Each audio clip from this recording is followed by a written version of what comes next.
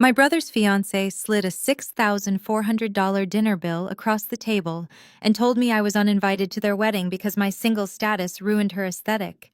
She wanted me to pay for the rehearsal dinner of a wedding I was no longer allowed to attend. She thought I was just a lonely woman who would cry and open her wallet. She had no idea I would soon cancel their luxury honeymoon and legally evict them from the home they thought they owned. My name is Naomi. I am 33 years old and the founder of a corporate event planning agency. Before I continue this story, let me know where you are watching from in the comments below. Hit like and subscribe if you have ever had to cut off toxic family members to protect your peace. The crystal chandeliers of the Prime Cut Steakhouse cast a warm glow over our private dining table. The rehearsal dinner had just wrapped up. Waiters silently cleared away plates that had held dry-aged ribeyes and butter-poached lobster. I sat at the edge of the table sipping water, exhausted from managing high-profile corporate events. I had come to celebrate my younger brother Derek and his beautiful bride, to be Jasmine, wearing a custom-tailored navy suit to blend into her elegant theme. Suddenly, the heavy leather checkbook landed on the crisp white tablecloth. Jasmine pushed it directly toward me with her manicured fingernails. I opened it and saw the total: $6,400. I looked up expecting a joke, but Jasmine was staring at me with a cold, calculated expression. "I am so glad you enjoyed the steak," Naomi Jasmine said, her voice dripping with fake sweetness. "Since you are the successful business owner in the family, Derek and I agreed it would be a beautiful gesture for you to cover the rehearsal dinner. Consider it a down payment on your sisterly duties." A huge dinner bill was not something you just spring on someone. But before I could process the entitlement, Jasmine held up her hand to silence me. "There is one more thing," she continued, her tone shifting to icy. "We have been looking at the seating chart for tomorrow. Derek and I have made a difficult decision. We think it is best if you do not attend the wedding tomorrow." The clinking of silverware around the table seemed to stop. I stared at her, my mind struggling to comprehend. "I am uninvited to the wedding?" I asked, keeping my voice level. "But you just handed me the bill for the rehearsal dinner." Jasmine sighed heavily, rolling her eyes. "Naomi, try to see this from my perspective. My family is flying in from Atlanta. My parents are bringing country club friends. Half of my Instagram followers are waiting for the exclusive wedding content. You showing up alone, single, and looking so corporate just does not fit the high society aesthetic I have curated. It is an exclusive vibe. You sitting alone looking pathetic is going to bring down the energy of the room." I turned my gaze to my brother. "Derek," I said softly, "you are letting her ban me from your wedding the night before." Derek shifted uncomfortably, but did not meet my eyes. Instead, he raised his left arm casually, adjusting the heavy gold watch on his wrist. It was an $8,000 Rolex. The exact Rolex I purchased for him 2 years ago when he graduated college because our parents could not afford a decent gift. He wore it like a badge of honor, a symbol of wealth he had not earned. "Come on, Naomi," Derek mumbled, fiddling with the watch I paid for. "Try to be understanding. Jasmine has a vision for her big day. Her guest list is full of influencers and local celebrities. You have to admit you do not really fit into that crowd. We just want everything perfect for the cameras. Plus, you already promised you would take care of the dinner bill tonight. Do not make a scene." I looked back and forth between them. Jasmine sat there with a smug smile, fully expecting me to burst into tears, write the check, and walk away in shame. Derek was already signaling the waiter, completely detached from the cruelty of what he had just done. They genuinely believed I was a weak, desperate woman who would endure any disrespect to maintain the illusion of family harmony. They thought my love for my brother was a blank check they could cash whenever they wanted. They were about to learn a very hard lesson about the reality of the cold money they loved so much. I slowly shifted my gaze away from Derek and looked across the table at my parents. My father Richard was busy inspecting his empty wineglass, pretending the sudden tension in the room had nothing to do with him. My mother Susan, however, was glaring right at me. Her lips were pressed together into a thin white line. I waited for her to say something to intervene and remind Derek that family was supposed to stick together. I waited for her to tell Jasmine that uninviting her own daughter from the wedding was unacceptable. Instead, my mother let out a loud, exasperated sigh that echoed in the quiet dining room. She carefully placed her linen napkin on the table and leaned forward.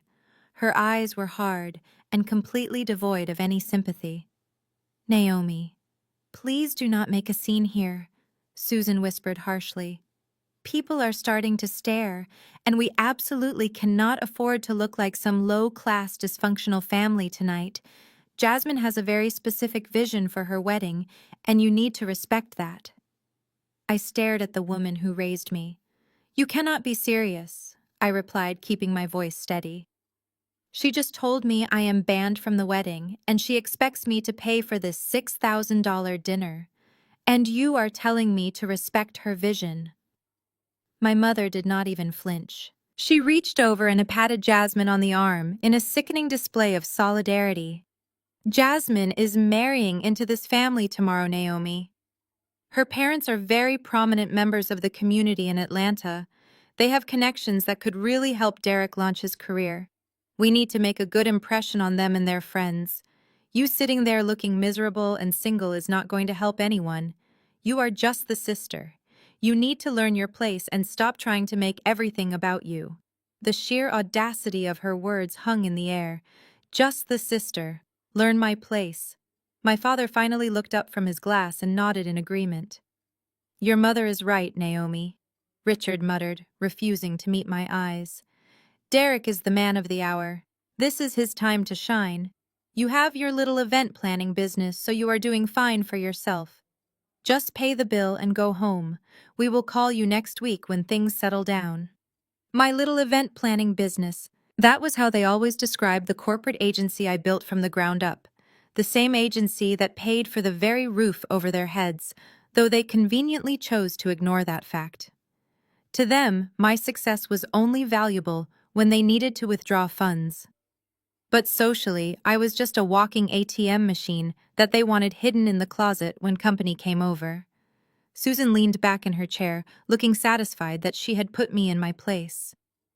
"We are a family. Naomi and family make sacrifices for each other," she said, her voice taking on that familiar lecturing tone. "Derek needs this wedding to be flawless. Jasmine needs her aesthetic to be perfect for her social media brand. The least you can do is support them financially if you cannot support them aesthetically.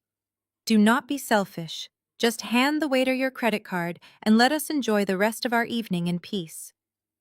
I looked around the table at the four of them, Jasmine with her triumphant smirk, Derek admiring his expensive watch, Richard avoiding eye contact, and Susan radiating self-righteous authority.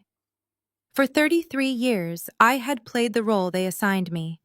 I was the reliable one, the quiet one, the one who fixed their messes and funded their lifestyles while demanding nothing in return. They had grown so accustomed to my compliance that they honestly believed I would just swallow this ultimate insult and pay the bill with a smile. They thought the threat of being cast out of the family would break me, but they did not realize that they had just handed me the key to my own cage. By telling me I was no longer welcome, they severed the only invisible string of obligation that kept me tied to their endless demands. They gave me the absolute freedom to finally stop caring. I took a deep breath. The crushing weight of their expectations that I had carried my entire life simply evaporated. I did not feel sad. I did not feel rejected. I felt an incredible, overwhelming sense of clarity. I looked right into the eyes of my mother, the eyes of a woman who had just sold out her own daughter. Jasmine tapped her manicured nails impatiently against the leather checkbook. "Well, Naomi, are you going to pay this or not?" Jasmine asked, her voice breaking the silence. She pushed the leather folder another inch toward me. I looked at her, observing the greed in her eyes. I did not cry. My heart did not race. The anxiety that usually paralyzed me around my family was completely gone. In its place was an absolute freezing calm. I reached into my designer purse and pulled out my wallet. I bypassed the standard credit cards and slid out my heavy metal Black American Express card. It made a satisfying clink as I placed it on the bill. Derek stared at the card. He knew exactly what kind of spending requirement was needed to even be invited to carry one. His eyes widened slightly in realization that my business was generating serious wealth. But he said nothing. His greed overpowered his curiosity. I caught a passing waiter and handed him the folder. "Put it all on this card," I said with a polite smile. The waiter nodded and hurried off. The tension at the table instantly evaporated. My mother let out a breath of relief. My father finally sat back in his chair. Jasmine beamed a wide, victorious smile, thinking she had successfully established her dominance as the new queen of the family. "Thank you, Naomi." Jasmine said, her tone suddenly sugary and condescending again. "I knew you would understand. We really appreciate your generosity. It is going to be such a beautiful wedding tomorrow. I will make sure the photographer sends you some nice pictures since you will not be there to see it in person." I stood up slowly, smoothing my navy suit. I looked at Derek. He gave me an awkward half smile, a pathetic attempt to smooth things over now that he had gotten exactly what he wanted. I did not smile back. "You are very welcome," I said, my voice perfectly level. "I hope the two of you have exactly the wedding you deserve. I hope it is everything you both envisioned. Enjoy your special day." Without waiting for a response, I turned and walked away. I did not look back. I did not pause at the door. I walked out of the restaurant and stepped into the evening air. The valet brought my car around immediately. I handed him the ticket and slid into the quiet leather interior of my vehicle. I closed the door, shutting out the noise of the street. For a moment, I just sat there, gripping the steering wheel. I took a deep breath, letting reality wash over me. 33 years of being the financial safety net for people who fundamentally despised me. And it was finally over. They had officially uninvited me from their lives. Now it was my turn to uninvite them from the benefits of my hard work. I reached into my briefcase and pulled out my iPad. I opened my proprietary agency software, the system I use to book luxury travel for my high-net-worth clients. I bypassed the client files and went straight to my personal account dashboard. There it was, a $25,000 all-inclusive honeymoon package to the Maldives. It featured first-class flights and a 2-week stay in a presidential overwater villa. It was the ultimate dream vacation. I had booked it 3 months ago as my grand wedding gift to them. Because I owned the agency, the reservation was entirely under my master corporate account. I was the purchaser, the agent, and the sole authorized decision-maker. Derek and Jasmine were merely listed as the travel guests. I tapped on the reservation. The full itinerary expanded on my screen, detailing the private seaplane transfers and couples spa treatments. Jasmine had been bragging about this trip to her followers for weeks. I stared at the bright red button at the bottom of the screen labeled Cancel Reservation. According to my agency policies, a cancellation within 48 hours of departure meant a total forfeiture of funds. No refunds, no credits, just a total wipeout. The price of the trip was a cheap fee to pay for my permanent freedom. I pressed the cancel button. A warning prompt popped up asking me to confirm the permanent deletion of the itinerary. I tapped confirm, and the screen displayed a green checkmark. Booking terminated. Flights voided. Villa released back into the resort inventory. I locked my iPad. Back inside the restaurant, Derek and Jasmine were probably celebrating their flawless victory. They had absolutely no idea their luxury honeymoon had just vanished into thin air. I pulled out of the parking lot feeling lighter than I had in my entire life. The next morning, I woke up to the sunlight streaming through the floor-to-ceiling windows of my penthouse apartment. It was Saturday, the day of the wedding. Under normal circumstances, I would have been awake since 5 in the morning. I would have been running around the city picking up last-minute floral arrangements, steaming the bridesmaids' dresses, and handing out cash to vendors who demanded unexpected day of fees. I would have been the invisible stagehand making sure Jasmine had the flawless high society wedding she demanded. But today the apartment was perfectly silent. I stretched in my king-sized bed, feeling the expensive Egyptian cotton sheets against my skin. There was no panic. There was no anxiety. For the first time in my adult life, I was not responsible for managing my family's manufactured crises. I rolled over and picked up my smartphone from the nightstand. The screen was already flooded with notifications. There were text messages from my mother reminding me to wire the money for the rehearsal dinner to her account. There was a passive-aggressive message from Derek asking if I was still going to drop off the bridal party breakfast spread before I disappeared for the day. They truly believed I was still going to serve them even after being banished. I did not bother reading the rest. I held down the power button and watched the screen go black. I tossed the lifeless piece of metal into my bedside drawer. Today was about me. I got out of bed and dressed in comfortable athleisure wear. I called my private driver and gave him the address of the most exclusive wellness sanctuary in the city. It was a luxury day spa that catered strictly to high-net-worth individuals requiring a 6-month waiting list just to secure a membership. I had been a member for 3 years but rarely found the time to actually enjoy it, because my family was always draining my energy and schedule. When I arrived, the concierge greeted me by name and handed me a plush heated robe. The air smelled of eucalyptus and crushed lavender. Soft ambient music played in the background, masking the noise of the busy city outside. I spent the first 2 hours alternating between the Himalayan salt room and the hydrotherapy pools. Every knot in my shoulders, every ounce of tension in my jaw, seemed to dissolve into the warm mineral water. I realized how much physical pain I had been carrying just from the stress of anticipating my family's next demand. After a 90-minute deep tissue massage, I moved to the private relaxation lounge. The room was enclosed in soundproof glass overlooking a private garden. An attendant brought me a tray with fresh green tea and sliced fruit. I sat back in the velvet chaise lounge and pulled my iPad from my tote bag. I connected to the secure network and logged into my corporate banking portal. I did not just own an event planning agency.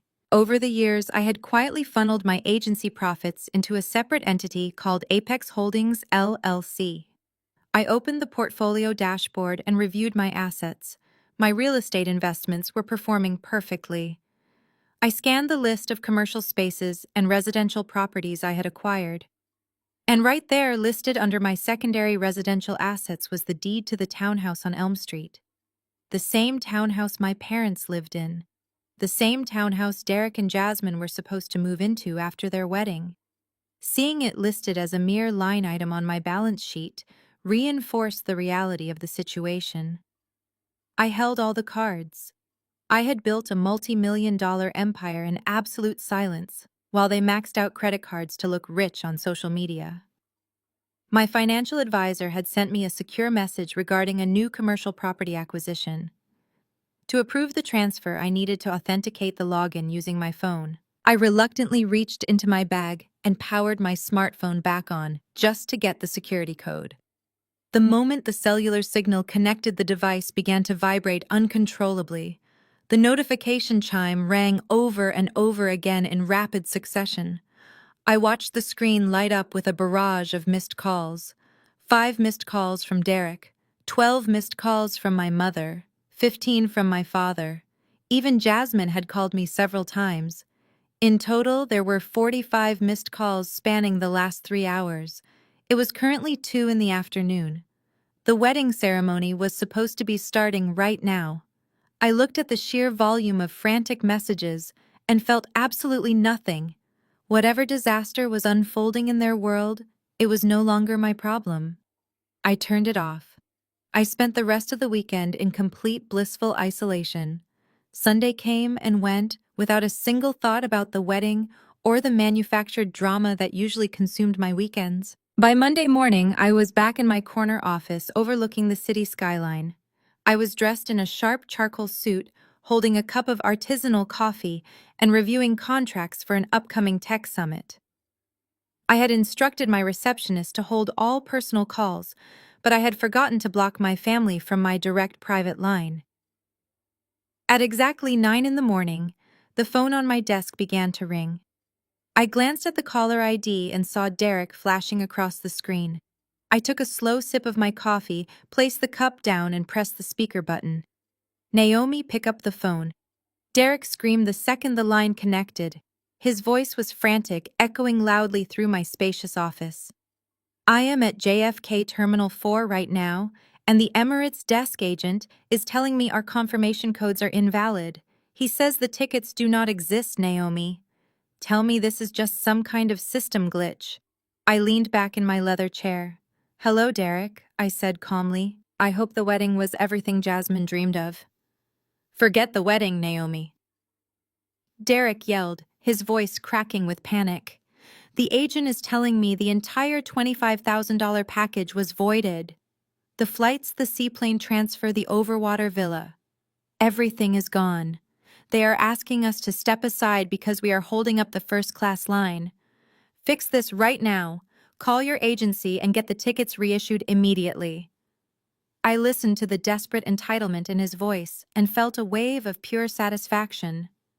There is no system glitch, Derek, I replied, keeping my tone professional and detached. I logged into my corporate portal on Friday night and canceled the entire itinerary. You and Jasmine explicitly told me I was not welcome at the wedding. You uninvited me from your lives to protect your high society aesthetic. So I simply uninvited you from the luxury vacation I purchased, with my hard-earned money. The gift is revoked permanently. There was a moment of dead silence on the line, followed by the unmistakable sound of a woman having a complete public meltdown. In the background, I could hear Jasmine shrieking at the top of her lungs. What do you mean she canceled it? Jasmine screamed, her voice shrill and echoing through the airport terminal. We are going to the Maldives, Derek. You promised me. I already posted my first-class lounge outfit on Instagram. I tagged the resort. My followers are expecting a 2-week luxury vlog series starting today. My sponsors sent me clothes specifically for this trip. You cannot do this to my brand. Tell that petty, jealous sister of yours to put her credit card back on file right now. Jasmine was practically hyperventilating. I could hear an airport security guard politely but firmly asking them to step away from the premium check-in desk because they were disturbing the actual paying passengers. Derek came back on the line, breathing heavily, sounding utterly defeated. Naomi, please, Derek begged, dropping the aggressive tone and switching to his usual manipulative pleading. Jasmine is crying hysterically. People are filming us with their phones. We look like absolute fools. If you want us to pay you back for the rehearsal dinner, we will figure it out, but you have to reinstate this trip. We tried to just buy economy tickets ourselves, but the Emirates agent said your corporate account flagged the cancellation under a hostile dispute protocol. The resort in the Maldives has completely blacklisted us. They will not even let us book a standard room with our own money. That is standard procedure for my agency when a high-value package is terminated abruptly, I explained smoothly. It protects my business from credit card fraud. You are flagged in their international database. There is absolutely nothing I can do, and even if I could, I would not lift a finger to help you. You made your choice at the steakhouse on Friday. You are doing this just to humiliate us, Derek accused, his voice trembling with helpless rage. You are doing this because you are jealous. Jasmine comes from a better family than we do. I am doing this because I am finally matching your energy, Derek, I said. Have a safe trip back to the townhouse. Oh, and be careful on the subway with that heavy Rolex on your wrist. I reached out and pressed the end call button, cutting off Jasmine's distant screaming. The office was quiet again. I smiled and turned back to my computer monitor, ready to continue my workday. But my peace was short-lived. Less than an hour later, the heavy glass doors of my agency swung open and the real storm arrived. The heavy glass doors of my agency swung open and the real storm arrived. My mother, Susan, marched past the reception desk, completely ignoring my shocked assistant who tried to intercept her. She wore a tailored beige trench coat, and her face was flushed bright red with fury. She did not bother knocking. She simply threw open the frosted glass door to my private office and slammed it shut behind her. The sound echoed off the polished concrete floors. I did not flinch. I carefully placed my silver pen down on my mahogany desk and looked up at her. You are going to fix this right now, Naomi, my mother hissed, pointing a trembling finger at me. You are going to pick up that phone and get your brother back on that flight to the Maldives. Do you have any idea what you have done? Jasmine is in tears in the middle of the airport. Her parents are calling my cell phone asking why their daughter is being treated like a criminal at the check-in counter. I leaned back in my heavy leather chair, interlacing my fingers. Good morning to you too, Mom, I said, keeping my voice low and steady. It is highly inappropriate for you to barge into my place of business like this. If you want a meeting, you speak with my assistant. Otherwise, I must ask you to leave immediately. Susan scoffed, taking a heavy step closer to my desk.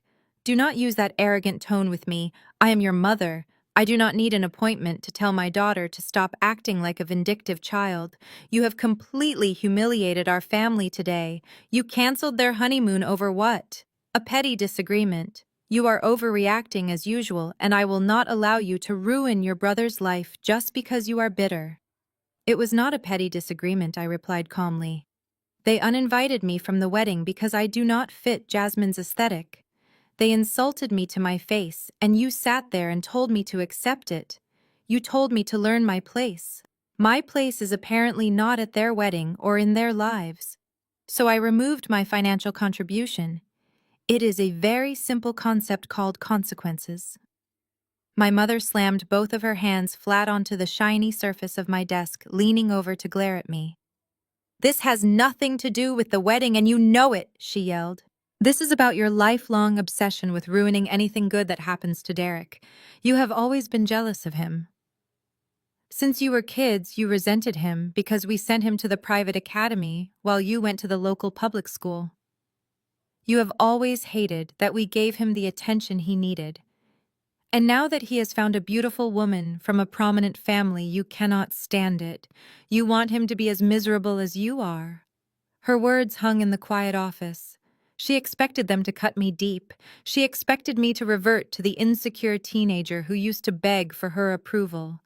But looking at her now, all I saw was a desperate woman trying to protect a son who brought absolutely nothing to the table.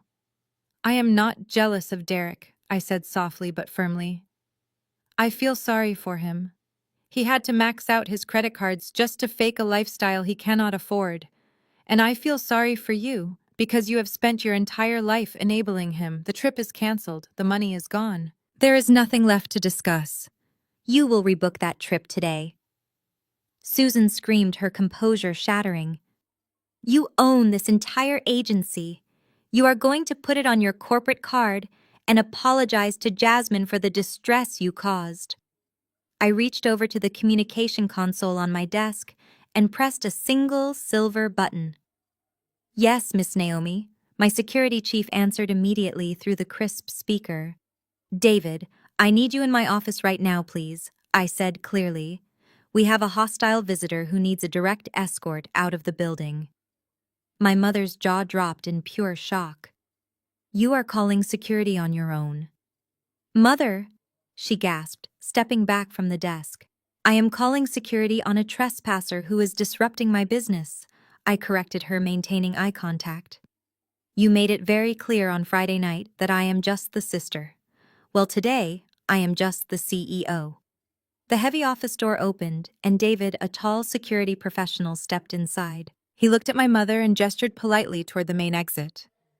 Mom, it is time to leave the premises, he said firmly. Susan grabbed her designer handbag, her hands shaking with absolute rage. You think you are so smart, Naomi, she spat, walking backward toward the door. You are going to regret this. I will make sure of it. You will pay for this immense disrespect today. David placed a firm but professional hand on her elbow, guiding her toward the glass exit. But my mother was not done. She planted her designer heels into the polished concrete floor, refusing to be quietly escorted away. She wanted an audience, and she was determined to make a spectacle of my supposed cruelty. My assistant and several junior planners peeked out from their cubicles, their eyes wide as they witnessed the matriarch of my family completely losing her composure. You think your money makes you untouchable, Naomi? She shouted, her voice cracking as she struggled against the security guard's gentle but unyielding grip. You think because you run this little agency you can dictate how this family operates. We raised you to be loyal. We sacrificed everything to give you a good life, and this is how you repay us. I remained seated behind my desk, watching her unravel. It was fascinating to see how quickly the mask of the elegant mother dissolved when she was denied access to my bank account. Now that the invisible chains of obligation were broken, her only remaining tactic was pure volume. "I am giving you one last chance to make this right," Susan sneered, leaning forward as David continued to inch her toward the main lobby. "Pick up the phone and put Derek back on that flight. If you refuse, I am stripping you of the only real family you have left." I crossed my arms and waited for the punchline. I knew she had one final card to play, the ultimate threat that she believed would instantly bring me to my knees. And there it was. "If you do not fix this right now, you are permanently banned from the family townhouse," she screamed, her face contorted with absolute malice. "Do you hear me, Naomi? Derek and Jasmine are moving into the Elm Street house this weekend as their wedding present. They are taking the master suite and starting their new life together. We are giving them the house so they can build a proper family. And you will never step foot on that property again. You are not welcome for Thanksgiving. You are not welcome for Christmas. You are dead to us." She breathed heavily, her chest heaving, having delivered what she thought was the fatal blow. She expected me to beg for forgiveness, terrified of losing my childhood home. I stood up slowly, buttoning the jacket of my charcoal suit. I walked around my mahogany desk and took a few measured steps toward her. The frantic energy she radiated was met by a wall of absolute silence from me. I stopped just a few feet away from her. David paused, allowing us this final interaction. I looked at the woman who had spent my entire life making me feel like an outsider in my own home. I let a slow, chilling smile spread across my face. "Are you sure it is your townhouse to give away, Mom?" I asked, my voice dropping to a dangerously quiet whisper. Susan froze. The furious redness in her cheeks suddenly drained away, leaving her pale. Her eyes darted back and forth, trying to process the words I had just spoken. "What are you talking about?" She stammered, her confidence briefly faltering before she tried to rebuild it. "Of course it is my house. Your father and I have lived there for 30 years. It is our property to give to Derek." I kept the cold smile on my face. "You might want to check the deed before giving out keys," I replied. "David, please ensure she makes it to the street." David nodded in agreement and forcefully maneuvered her out through the heavy glass doors of my corporate suite. My mother stumbled slightly as she was pushed out into the corridor. She turned back to look at me through the frosted glass, her mouth opening and closing, but no sound reaching me. Her face was a portrait of pure confusion, mixed with creeping terror. She did not fully understand what I had just implied, but the seed of doubt was firmly planted. I turned around and walked back to my desk. The entire office was completely dead silent. I sat down in my chair and carefully opened the bottom drawer, pulling out a very thick manila folder labeled Apex Holdings, LLC. I ran my fingers over the paper inside. For 5 years, I had carried the secret of their financial ruin. They had just played their final hand, thinking they held all the power. They thought they were giving my brother $1 million asset. They had absolutely no idea they were simply giving him a direct one-way ticket to a brutal and devastating legal eviction process. I opened the thick manila folder labeled Apex Holdings, LLC, and spread the crisp legal documents across my mahogany desk.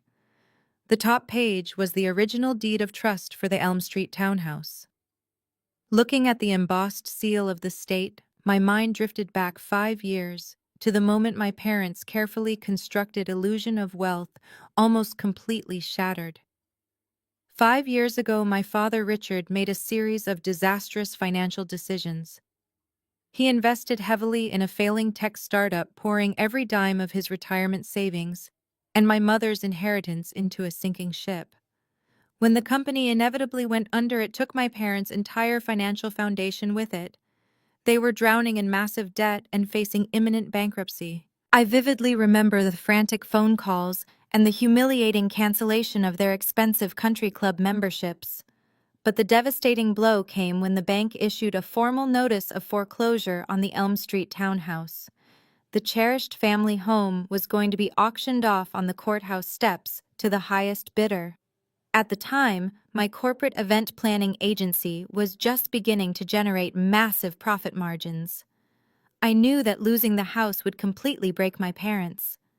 Despite years of their emotional coldness and blatant favoritism toward Derek, I still felt a twisted sense of obligation to save them from public ruin.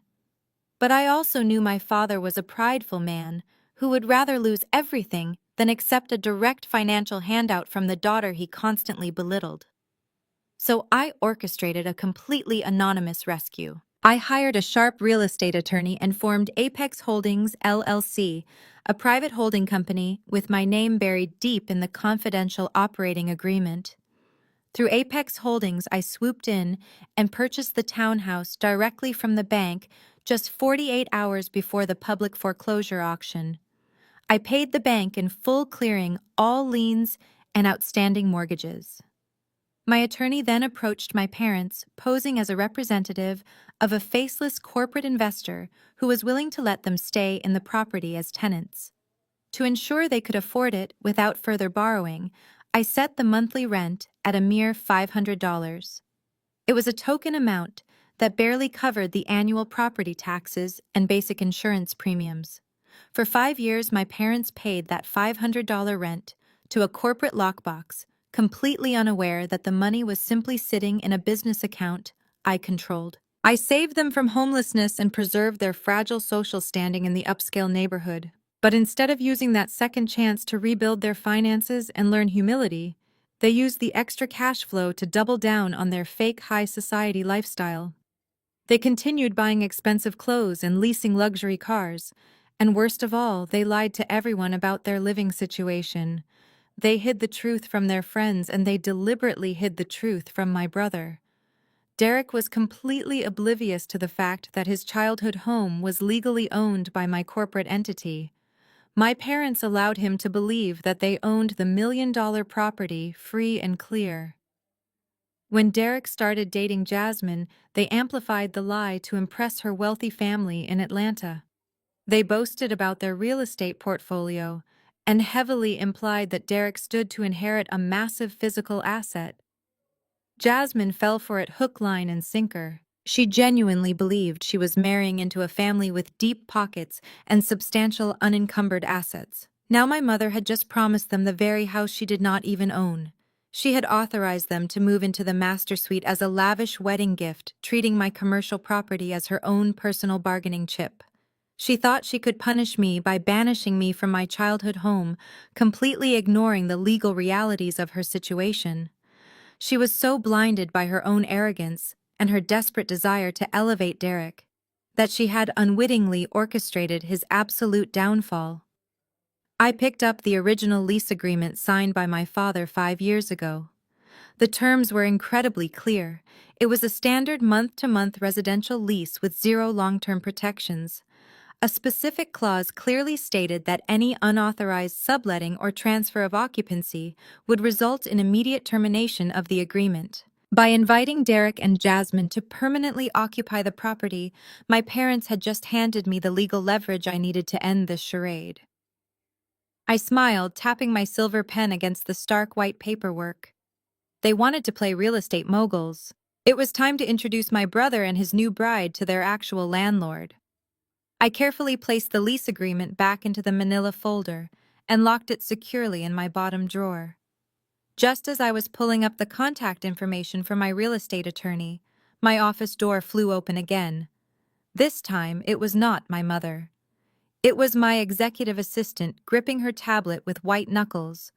Her face was pale and her eyes were wide with panic. She did not even apologize for interrupting me.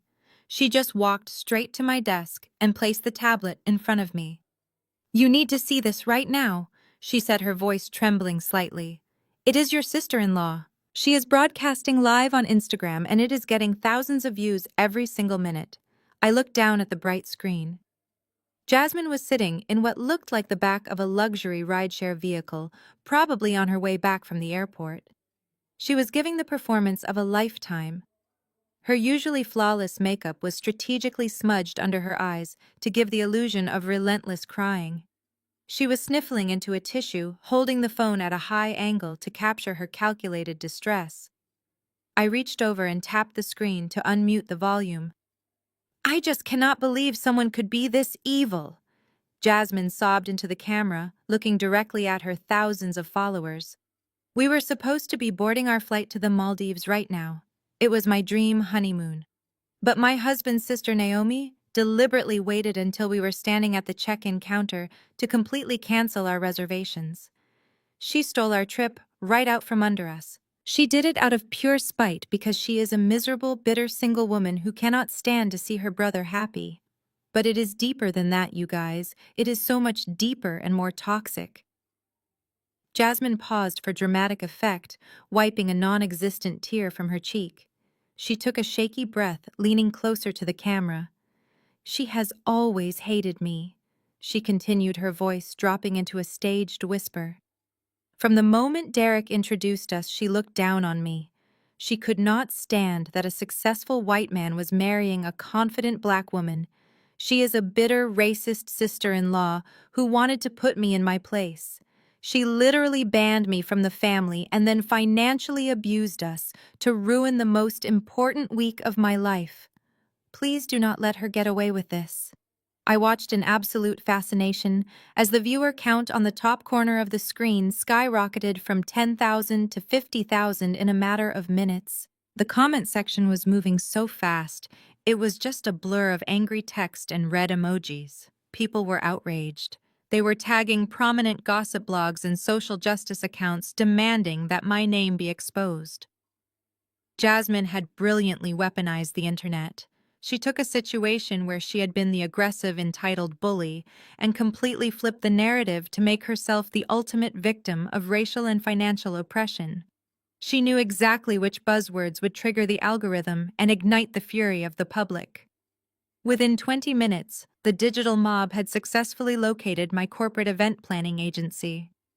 My assistant refreshed the company page on the tablet, and I watched the collateral damage unfold in real time. We had maintained a flawless 5-star rating for 7 consecutive years. Now our page was being absolutely carpet-bombed with fake negative reviews. 1 star, 1 star, 1 star.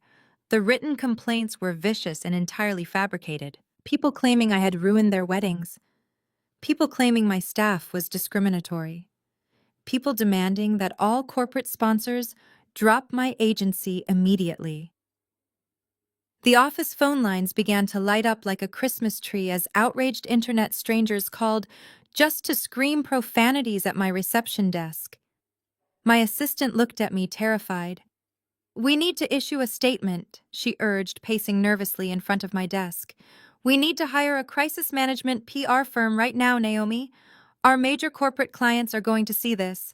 If we do not defend ourselves, the algorithm will destroy our reputation by the end of the day." I picked up the tablet and completely closed the Instagram application. I handed the device back to her. "We are not issuing a statement," I said calmly. "We are not hiring a PR firm, and we are certainly not going to argue with a digital mob of teenagers who do not know the first thing about contract law or personal responsibility. Let her have her internet points. Let her bask in the viral sympathy." But the reviews, my assistant protested, pointing toward the ringing phones in the outer office. "Turn off the phones and route everything to the automated voicemail I instructed. Contact the review platforms and initiate the standard protocol for bot attacks. They will freeze the page and remove the fraudulent posts within 48 hours. I stood up and straightened my suit jacket. Jasmine thinks she can intimidate me with a smartphone and fake tears. She thinks a viral video is the ultimate weapon, but the internet is not a court of law, and she is about to find out that no amount of social media sympathy can stop a legal eviction notice. I picked up my desk phone and dialed the direct number to my real estate attorney. It was time to draft the paperwork. The line rang twice before my attorney picked up. "Hello, Naomi," he said, his voice sharp and professional. I assume you are calling about the Elm Street property. Word travels fast when your company is suddenly trending on social media for all the wrong reasons. Have you seen the video yet? I have seen enough of it, I replied, leaning back in my leather chair. I am not interested in fighting a public relations battle over a canceled vacation. I am calling because we have a much more pressing legal matter to handle. My parents have officially violated the terms of their lease agreement. They moved my brother Derek and his new wife Jasmine into the property this weekend and permanently gave them the master suite. I could hear the sound of a keyboard clacking on the other end of the line as Mr. Harrison pulled up my corporate files. "Let me review the original paperwork for Apex Holdings," he murmured. "Yes, here it is. Your father signed a standard month-to-month lease 5 years ago. Clause 7 clearly states that no subletting or long-term guests are permitted without the express written consent of the landlord. By allowing them to move in, your parents are in direct breach of the contract." "Exactly," I said. "And because Derek and Jasmine just moved their belongings into the house on Saturday, they have not established any legal residency or long-term tenant rights. They are legally classified as unauthorized occupants. I want them out, Mr. Harrison. I want all of them out."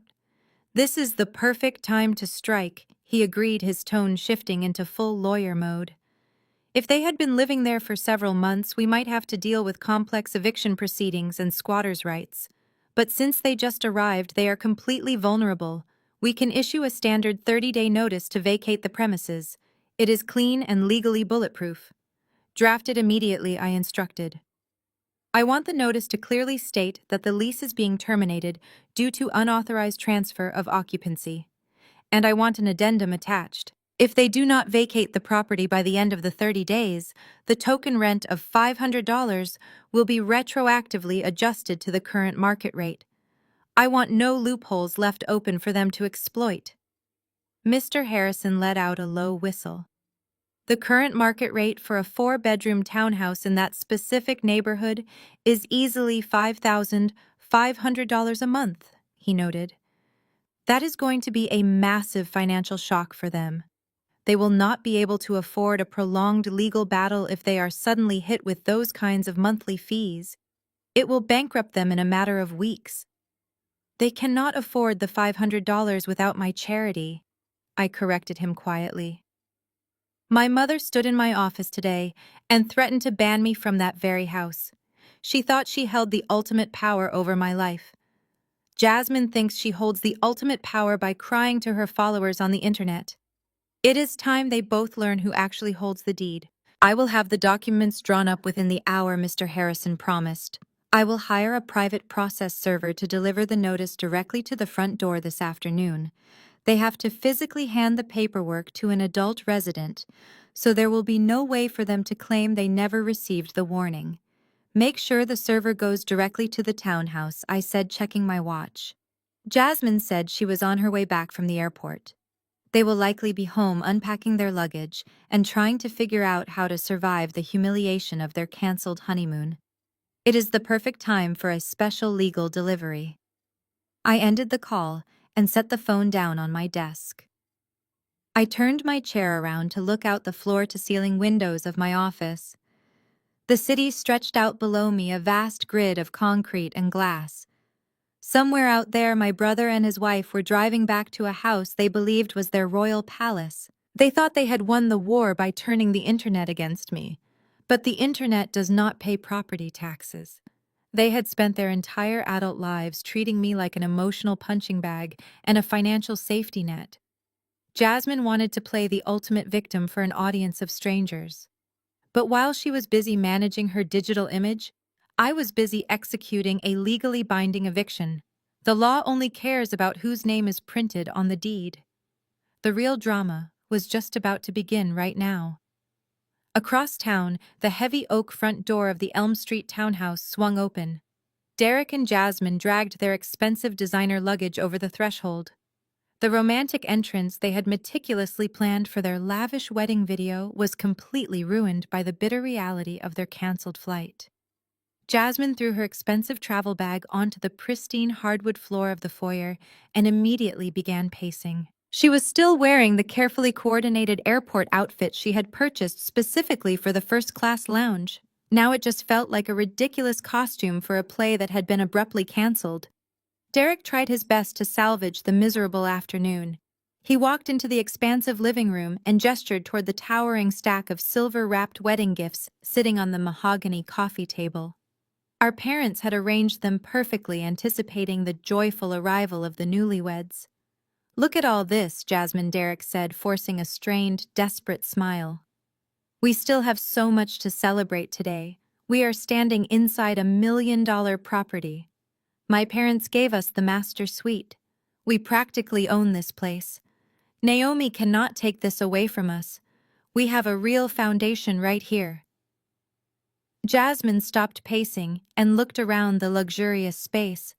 The high vaulted ceilings and the elegant marble fireplace offered a small comfort to her deeply bruised ego. She crossed her arms and let out a long, exasperated sigh.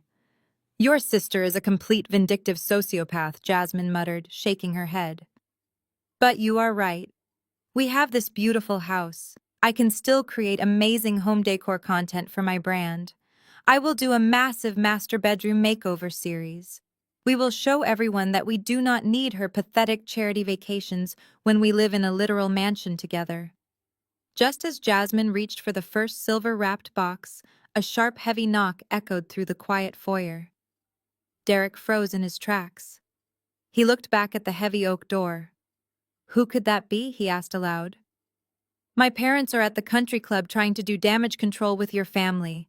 We are not expecting any deliveries today. Maybe it is someone dropping off another wedding gift," Jasmine suggested, her eyes lighting up slightly.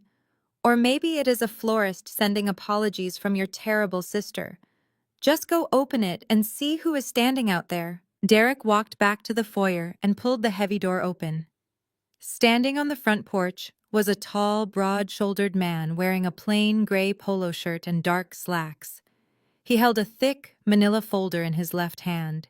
He did not look like a delivery driver or a florist. He had the rigid, no-nonsense posture of a man who delivered bad news for a living. "Are you Derek?" the man asked, his voice flat and completely devoid of emotion. "Yes, that is me," Derek replied, his brow furrowing in confusion. "Can I help you today? Are you looking for my father, Richard?" he added. "I am looking for all adult occupants currently residing at this exact address," the man stated firmly. "And are you Jasmine?" He looked past Derek, pointing at Jasmine, who had wandered into the hallway holding a crystal vase they had just unwrapped. "Yes, I am Jasmine," she answered, stepping forward with a highly curious expression. "Who are you exactly?" The man did not answer her question. Instead, he stepped forward and firmly pressed the thick manila envelope against Derek's chest, forcing him to instinctively grab it with both of his hands. "You have been legally served," he announced, stepping back quickly to ensure the transaction was complete. Derek stared down at the heavy envelope in his hands. "Served with what?" he asked, his voice trembling slightly. "What is this all about?" "That is a formal 30-day notice to vacate the premises," the process server recited, treating the interaction like a completely routine daily chore. "You are currently occupying this property in direct violation of the master lease agreement. By order of the property owner, you have 30 days to remove all personal belongings and vacate the property entirely right now." Derek scoffed, letting out a loud, nervous laugh. "You have the wrong house, buddy. My parents own this property. There is absolutely no lease. I suggest you read the documents, sir," the server said, walking away. Derek ripped open the envelope, pulling out the legal papers. The bold letters screamed, "Notice to vacate." His eyes locked onto the penalty clause. If the premises are not vacated, occupants will be responsible for a market rate rent of $5,500 per month. Derek's face lost all its color. The illusion of his $1 million inheritance shattered right there completely. Derek stared at the bold black letters on the legal document. For a brief second, genuine panic gripped his chest. But then the panic slowly morphed into loud, arrogant laughter. He tossed the thick stack of papers onto the mahogany coffee table right next to the silver-wrapped wedding gifts. Jasmine jumped slightly at the sudden noise, her eyes darting between her husband and the manila envelope. "What is so funny?" she demanded, her voice tight with lingering anxiety. "What did that man just hand you, Derek?" "It is just my sister throwing another one of her pathetic tantrums," Derek said, wiping a tear of laughter from his eye.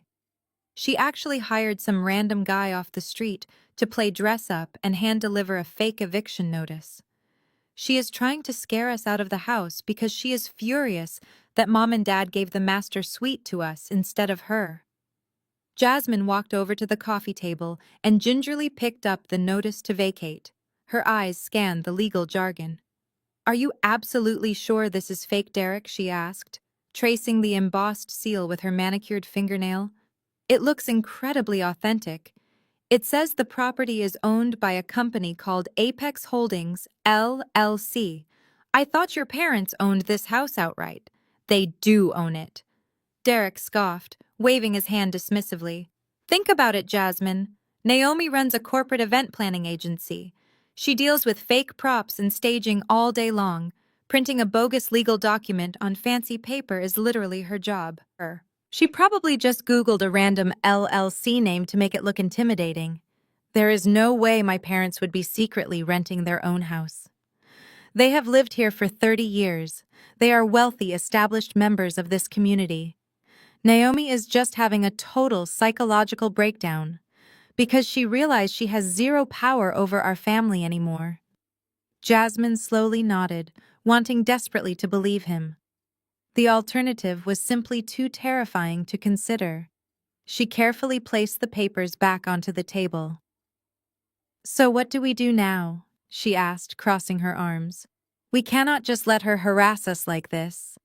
First, she ruins my honeymoon content, and now she is sending fake legal threats to our front door." "I am going to put an end to this right now," Derek declared, pulling his smartphone from his pocket. "I am calling my dad. He is at the country club right now. Once I tell him what Naomi just did, he is going to completely cut her off. She will be lucky if he even lets her keep her last name after this stunt." Derek dialed his father's number and put the phone on speaker so Jasmine could hear the satisfying reprimand.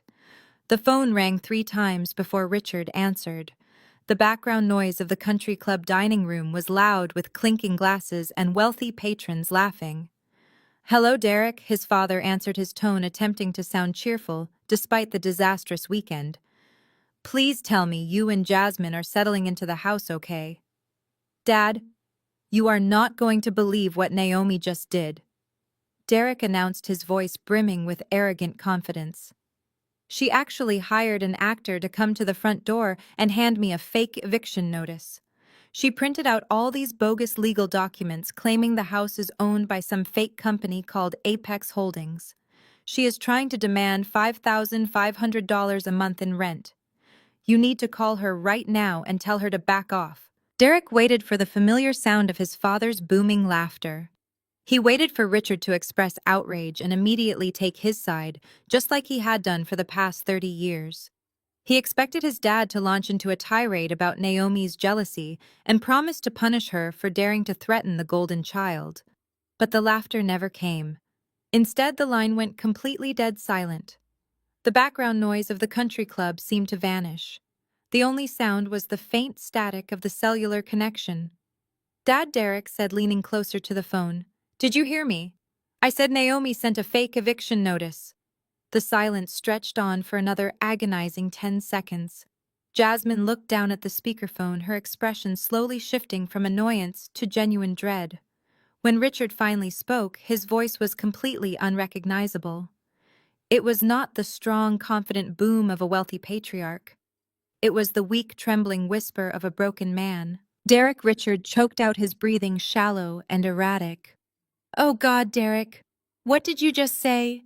"Apex Holdings. Did the paper say Apex Holdings?" Derek felt a cold drop of sweat slide down his neck. "Yeah, Dad," he replied, his arrogant smile finally collapsing. "It says Apex Holdings." "Why? What does that mean?" Richard let out a sound that was half sob, half gasp. It is not fake, Derek, he whispered. The notice is real. Derek stood frozen with the phone pressed to his ear. The line went dead. He slowly lowered the device, his hands shaking uncontrollably. Jasmine was staring at him, her eyes wide with mounting panic. What did he mean it is real? She demanded, her voice rising an octave. Derek, if your parents own this house, why is your father crying on the phone? Derek could not form a coherent sentence. He just stared blankly at the stack of wedding gifts on the coffee table. 20 minutes later, the heavy front door flew open. Richard and Susan burst into the foyer. They had practically sprinted from their car. The polished country club facade they usually wore was completely shattered. Susan had tears streaming down her face, ruining her expensive makeup. Richard looked like he had aged 10 years during the short drive over. He was breathing heavily, his shoulders slumped in total defeat. Jasmine immediately stepped forward, crossing her arms defensively. Someone needs to tell me exactly what is going on right now, she demanded, her voice sharp and uncompromising. I was promised a $1 million home. I was told I was marrying into a family with a massive real estate portfolio. Why did a process server just hand my husband an eviction notice? Richard walked slowly into the living room and collapsed onto the velvet sofa.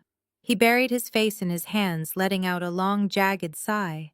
Susan stood behind him, gripping the back of the sofa, as if it was the only thing keeping her standing. Derek walked over and threw the legal document onto the coffee table right in front of his father.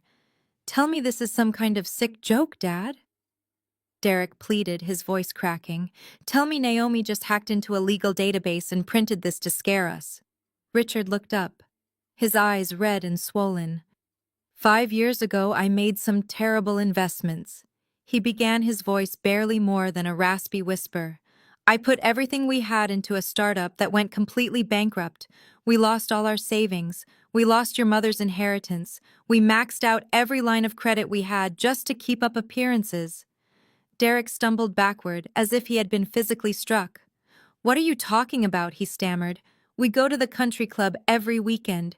You drive a luxury car. We have always had money. It was all a carefully maintained illusion. Susan sobbed, burying her face in her hands. We were drowning in debt, Derek. The bank issued a formal notice of foreclosure on this house. We were 48 hours away from being thrown out onto the street with absolutely nothing. Jasmine felt the room spinning. She grabbed the edge of the fireplace mantel to steady herself. So, who owns the house? She asked, her tone turning completely lethal. If the bank foreclosed, who bought it? Richard pointed a trembling finger at the eviction notice on the coffee table. A private holding company called Apex Holdings bought it directly from the bank, he explained. They paid off all our liens and allowed us to stay here as tenants. We signed a standard month-to-month lease. We only pay $500 a month in rent. That is the only reason we could afford to keep living here and pretend everything was normal. Derek's mind raced, trying to connect the dots. But the eviction notice says Apex Holdings is demanding we leave, and the process server said Naomi sent him. How does Naomi know the company that owns the house? Because Naomi is the company, Richard confessed, his voice breaking completely. Your sister is the sole owner of Apex Holdings LLC. She is the one who bought the house out of foreclosure. She is the one who has been secretly subsidizing our entire lifestyle for the last 5 years. We are her tenants, Derek. She is our landlord. And because your mother told her we were giving the house to you, Naomi just terminated our lease. The silence in the living room was absolute and suffocating. The grand illusion of the wealthy family was completely obliterated. Derek looked around the luxurious space, suddenly realizing that he owned absolutely nothing. The walls, the floors, the roof over his head, all belonged to the sister he had just banished from his wedding to protect an aesthetic. Jasmine let out a sharp, bitter laugh. She looked at Derek, her eyes filled with absolute disgust. You are completely broke, she whispered venomously. You and your entire family are nothing but frauds living on your sister's charity.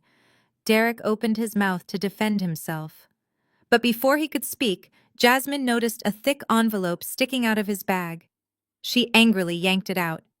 Jasmine stepped back, holding the thick white envelope she had just pulled from Derek's leather duffel bag.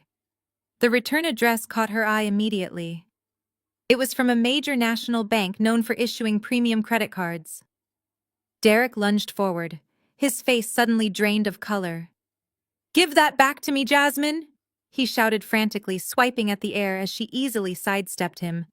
"That is my private mail. You have absolutely no right to look at that." His sudden panic only fueled her suspicion. "If you have nothing to hide, then why are you shaking?" she demanded, her voice sharp and unrelenting.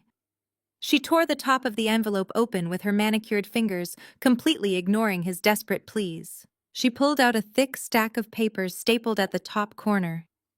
The words, "Final Collection Notice," were printed in bold red ink across the top of the first page. Jasmine began to read the document, her eyes scanning the itemized list of charges and the aggressively highlighted overdue balances. The room was dead silent, except for her jagged breathing. Richard and Susan sat frozen on the velvet sofa, watching their son's final remaining secret unravel right in front of them. The sophisticated facade they had all worked so hard to maintain was burning to the ground. $70,000, Jasmine whispered, her voice trembling with a mixture of shock and absolute rage. She looked up from the papers, staring at Derek as if he were a complete stranger. "You have $70,000 in credit card debt." Derek swallowed hard, taking a step backward.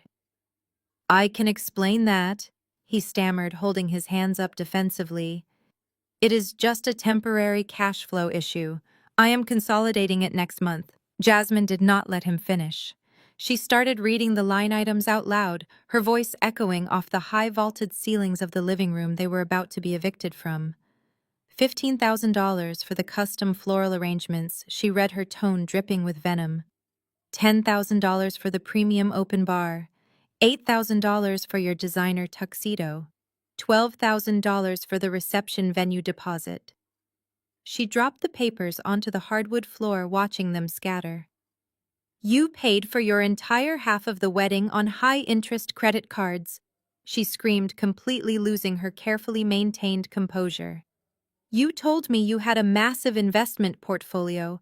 You told me you were liquidating assets to cover these expenses. You lied to me, Derek. You maxed out credit cards to throw a party you could not remotely afford. I did it for you." Derek yelled back, his own frustration finally boiling over. He pointed a shaking finger at her. "You were the one demanding the high society aesthetic, Jasmine. You were the one who invited 500 people because you needed to impress your followers on the internet. You refused to compromise on a single detail. I wanted to give you the perfect day. I wanted you to be happy. You wanted to look rich," she shot back, stepping right up to his face. "You wanted my family to think you were a wealthy, sophisticated man. But you are nothing. You do not own a house. You do not have investments. You do not even have enough money to pay for the rehearsal dinner, which is exactly why you tried to force your sister to foot the bill on Friday night." The reality of the situation crashed down on Jasmine with suffocating weight. Her entire influencer brand was built on the image of a successful luxury lifestyle. She had spent the last year bragging to her followers about marrying into an affluent family. But the truth was far worse than just social embarrassment. They were now legally married. Legally, depending on the state laws, she might now be legally tied to his financial disaster. She was permanently bound to a man, completely drowning in unsecured consumer debt and facing an imminent legal eviction from a house owned by his estranged sister. "This is all Naomi's fault," Derek pleaded, turning to his parents for support. "If she had just acted like a normal sister and helped pay for the wedding like we expected, none of this would be happening. She is a multi-millionaire, Jasmine. She could wipe out this debt with a single check. She is just punishing us." Jasmine let out a very hollow and extremely bitter laugh. She looked at her new husband and saw exactly what Naomi had seen all along: a weak, entitled man who blamed everyone else for his own catastrophic failures. "Naomi is not punishing us," Jasmine said, her voice dropping to a terrifyingly calm whisper. "Naomi simply stopped paying for your pathetic, endless delusions. And you dragged me right down into the mud with you." Naomi simply stopped paying for your pathetic, endless delusions. And you dragged me right down into the mud with you. Jasmine turned her back on Derek, crossing her arms tightly across her chest. She refused to look at him anymore. Her mind was already racing through the legal implications of an annulment. She had spent the last 2 years carefully curating her online image as a wealthy, sophisticated woman. Now she was standing in a living room that belonged to the sister she had just publicly humiliated, legally, bound to a man who was $70,000 in debt. The sheer weight of the panic settling over the room was suffocating.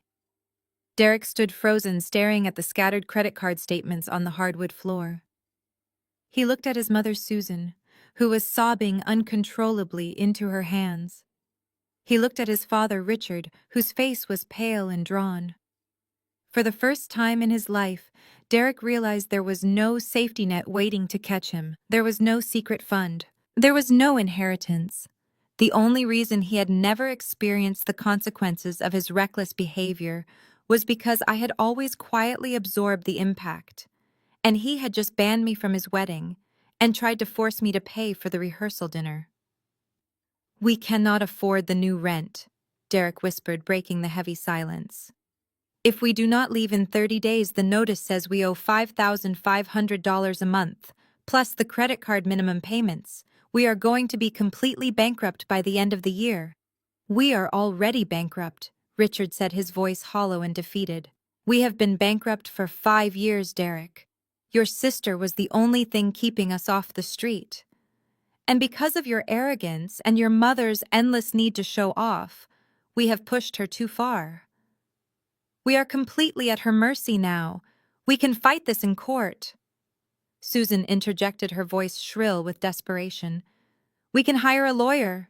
We have lived here for decades. She cannot just throw us out like garbage." "With what money?" Susan, Richard snapped, turning on his wife with sudden ferocity. "With what money are we going to hire a real estate attorney to fight a corporate holding company? Naomi holds the deed. Naomi holds the original lease that I signed with my own hand. She has every legal right to evict us because we violated the terms of the agreement. We have absolutely nothing to fight her with." Richard slowly reached into his pocket and pulled out his cell phone. His hands were shaking so badly, he almost dropped the device. He stared at the screen for a long moment. 30 years of pride were crumbling to dust in his hands. He took a deep breath and pressed the call button. Across the city, I was sitting in my corner office reviewing a catering contract for an upcoming corporate gala. When my private line rang, I glanced at the caller ID. I saw my father's name flashing on the screen. I let it ring 3 times before I calmly picked up the receiver and pressed it to my ear. "Hello, Richard," I said, keeping my voice perfectly professional and detached. "Naomi?" He began, his voice cracking instantly. "Please do not hang up the phone. I am begging you to just listen to me for 1 minute." It was jarring to hear the absolute defeat in his voice. This was a man who had spent my entire life speaking to me with condescension and cold authority. Now he sounded like a frightened child. "I am listening," I replied, staring out the floor-to-ceiling windows at the city skyline. "We got the legal notice," he stammered. "Derek and Jasmine got the notice." "Naomi, you cannot do this. We have absolutely nowhere to go. Derek is drowning in debt from the wedding. If you kick us out, we will be ruined, all of us. We will be homeless. Please, Naomi. I know we have made terrible mistakes. I know we have treated you poorly. But you are still my daughter. Please let us sit down and sort this out like a family." I listened to his desperate pleas. He was finally dropping his pride, but he was still trying to use the concept of family as a weapon to manipulate my emotions.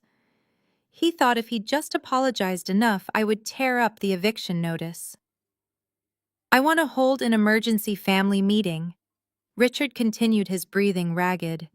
"Just come over to the townhouse tonight. We will sit down in the living room and figure this out. Whatever you want, we will do it. Just please come over." I looked at the thick manila folder sitting on my mahogany desk. Going to the townhouse one last time would give me the perfect opportunity to deliver the final absolute blow in person. All right, I said, my voice ice cold. I will meet you at the townhouse at 7 o'clock tonight. Make sure everyone is in the living room when I arrive. Thank you, Naomi. Richard gasped, sounding incredibly relieved. Thank you so much. We will see you at 7. I ended the call and placed the phone back on its cradle. They actually thought they could negotiate their way out of this. They had no idea what was coming. At exactly 7 o'clock, I pulled my sleek black sedan into the driveway of the Elm Street townhouse. The evening air was cool and crisp. I sat in the car for a moment looking at the imposing brick facade of the property I had secretly owned for 5 years. The house looked exactly the same as it had when I was a child, but my perspective had completely shifted. I was no longer the desperate daughter seeking approval from parents who only valued my brother. I stepped out of the car wearing a perfectly tailored emerald green suit that commanded absolute authority. I walked up the stone pathway, my heels clicking sharply against the pavement. I did not bother knocking. I pulled my master key from my designer bag, unlocked the heavy oak front door, and stepped inside. The atmosphere in the living room was suffocatingly tense. It felt like walking into a funeral parlor. Richard was sitting in a high-backed leather armchair, looking completely hollowed out. His usual commanding presence was completely gone. Susan sat on the edge of the velvet sofa, her hands clasped tightly in her lap. Derek stood near the fireplace, nervously picking at his cuticles. But Jasmine was a completely different story. She was sitting in the center of the sofa with her legs crossed and her arms folded tightly across her chest. Despite discovering her new husband's massive financial debt just hours earlier, she was still wearing her carefully crafted mask of arrogance. She had apparently decided that the best defense was to go on the offensive. I walked into the center of the room and remained standing. I did not take off my coat, and I did not accept Richard's weak gesture toward an empty chair. I simply looked at the four of them, waiting for someone to speak. Naomi, thank you for coming. Richard started, his voice wavering slightly. We really need to talk about this notice you sent. But before Richard could finish his thought, Jasmine forcefully interrupted him. She leaned forward, uncrossing her arms and pointing a manicured finger directly at me. We certainly do need to talk, Naomi, she snapped, her voice dripping with misplaced authority. Because what you did today was completely unacceptable. You maliciously canceled our luxury honeymoon and humiliated me in front of my entire online community. You caused me severe emotional distress on what was supposed to be the happiest weekend of my life. I raised an eyebrow, looking at her with genuine amusement. I caused you emotional distress, I repeated flatly. Yes, you did. Jasmine shot back, her eyes flashing with anger. You sabotaged my brand. You ruined my wedding content. And then you had the absolute audacity to send a man to this house to threaten my husband with an eviction document. I know Derek is in debt, Naomi. I know your parents have been renting this house from your holding company. They confessed everything. But that does not give you the right to treat us like peasants. You owe us a massive apology. I stood there in complete silence, letting her ridiculous words echo off the vaulted ceilings.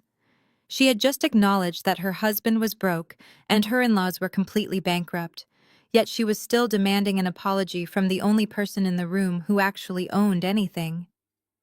And that is not all, Jasmine continued, emboldened by my silence. Derek and I have discussed how to fix this situation.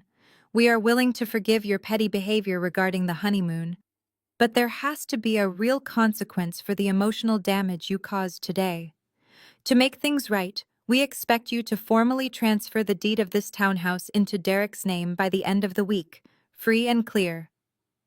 I stared at her, making sure I had heard her correctly. You want me to give you my $1 million commercial property as an apology for canceling a vacation you banned me from attending?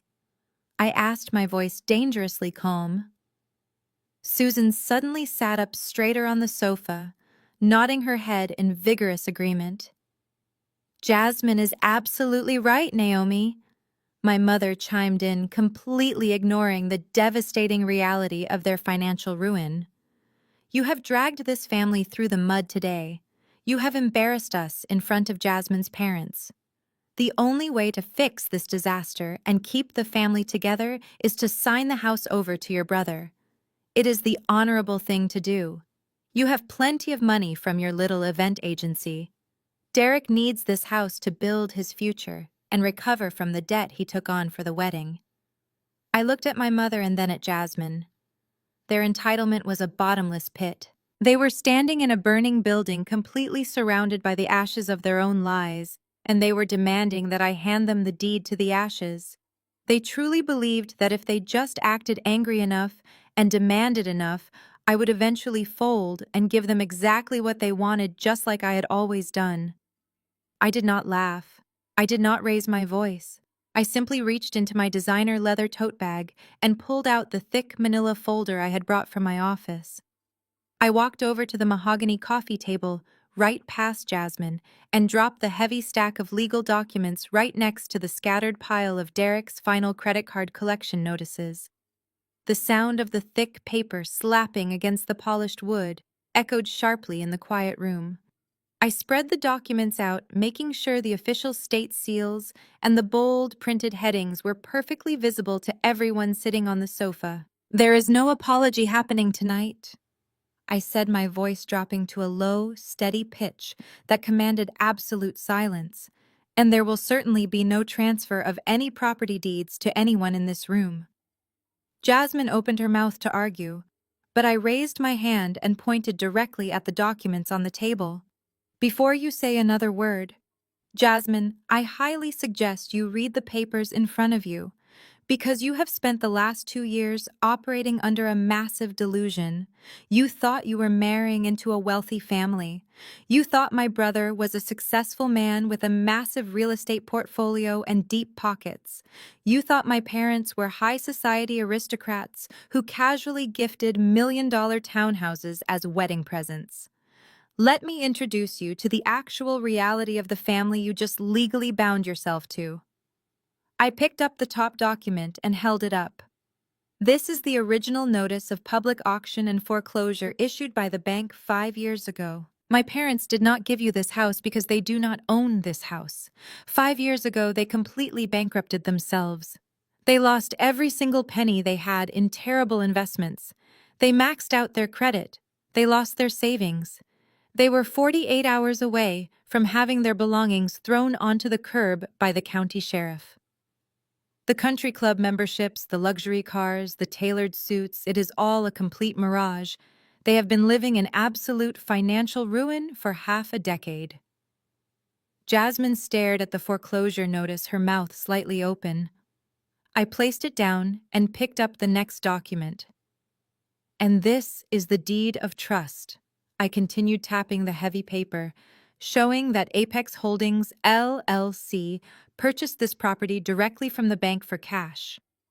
I am the sole proprietor of Apex Holdings. I bought this house out of pure pity. I allowed them to stay here for a token rent of $500 a month because I did not want to see my own parents homeless. Every single luxury they flaunted in front of you and your family was funded by my charity. Every time Derek took you to an expensive dinner or bought you a designer gift, he was spending money that he only had because I was secretly subsidizing his living expenses. I turned my gaze to Derek, who was staring at the floor, unable to look his new wife in the eye. "My brother is a 30-year-old man who still relies on his sister to keep a roof over his head," I stated brutally. "He has no assets. He has no trust fund. He has $70,000 in high-interest credit card debt because he wanted to play pretend for your Instagram followers. He is a financial parasite who thought he could bite the hand that feeds him and still get his allowance."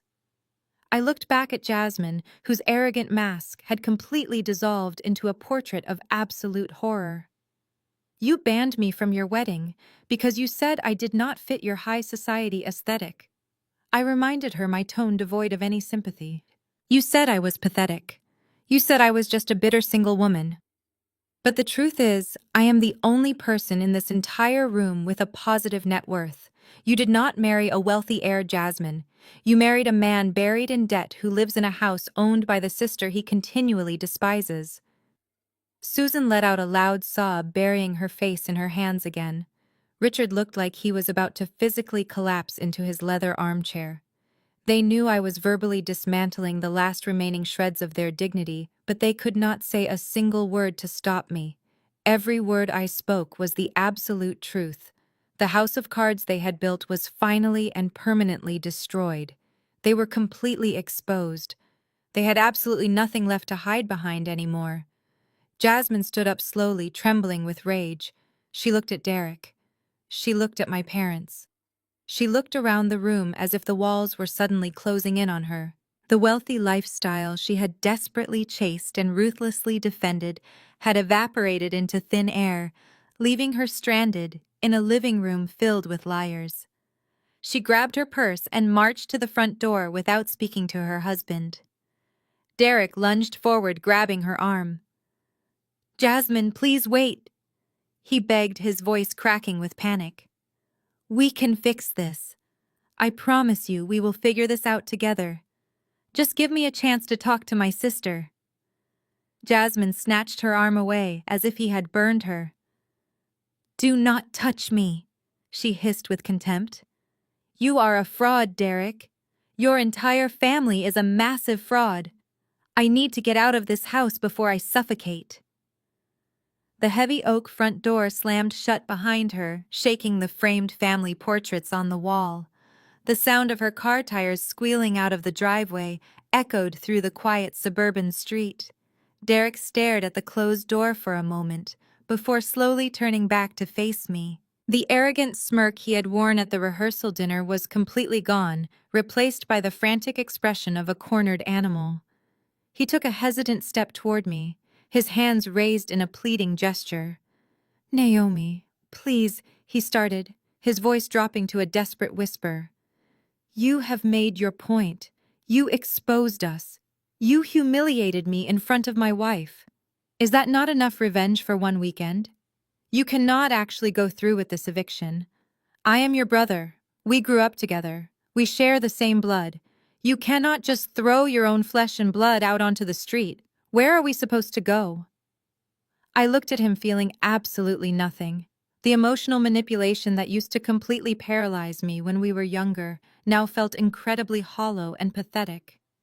"You did not seem to care about sharing the same blood on Friday night, Derek," I reminded him, my voice sharp and unwavering. "When Jasmine slid that $6,000 bill across the table and told me I was banned from your wedding, you did not stand up and say I was your sister. You did not defend my place in this family. You just sat there adjusting the $8,000 watch I bought you and told me to accept my banishment quietly." I was just trying to keep the peace, he pleaded, taking another step forward. Jasmine was stressed about the aesthetic. "You know how weddings are. People get emotional and make rash decisions." "It was not a rash decision," I corrected him, stepping forward to meet his gaze. "It was a calculated insult. You uninvited me because I was not good enough to be seen with your high society guests. You agreed with Jasmine when she said I was pathetic and single. So tell me, Derek, why are you begging for the house of someone so pathetic? Why are you demanding charity from the sister who ruins your aesthetic?" He swallowed hard, darting his eyes toward the documents on the table. He knew he had absolutely no defense for his behavior, so he shifted his strategy to sheer financial desperation. "We cannot afford the $5,500 penalty rent," he confessed, his voice trembling. "You know I am completely buried in credit card debt. Even with both of our incomes, Jasmine and I could never make those monthly payments, and Mom and Dad have nothing left. If you do not let us stay here for the original $500, we will have to declare bankruptcy by the end of the month." "That sounds like a very difficult financial puzzle for you to solve," I replied, crossing my arms. "But it is no longer my responsibility to solve it for you. The $500 rent was a massive gift. It was a lifeline I extended to this family to keep you off the street. And instead of using that lifeline to rebuild your lives, you used it to fund a fake luxury lifestyle and treat me like garbage." My mother let out another loud sob from the sofa. "Naomi, please," she wailed, her face buried in her hands. "You are destroying this family." "I did not destroy anything, Susan. I said, looking directly at her. I simply stopped paying the maintenance fee for the illusion. The reality of the real estate market is brutal. $5,500 is the exact market rate for a 4-bedroom townhouse in this exclusive neighborhood. You wanted to live like wealthy aristocrats. Now you have to pay the actual price of admission.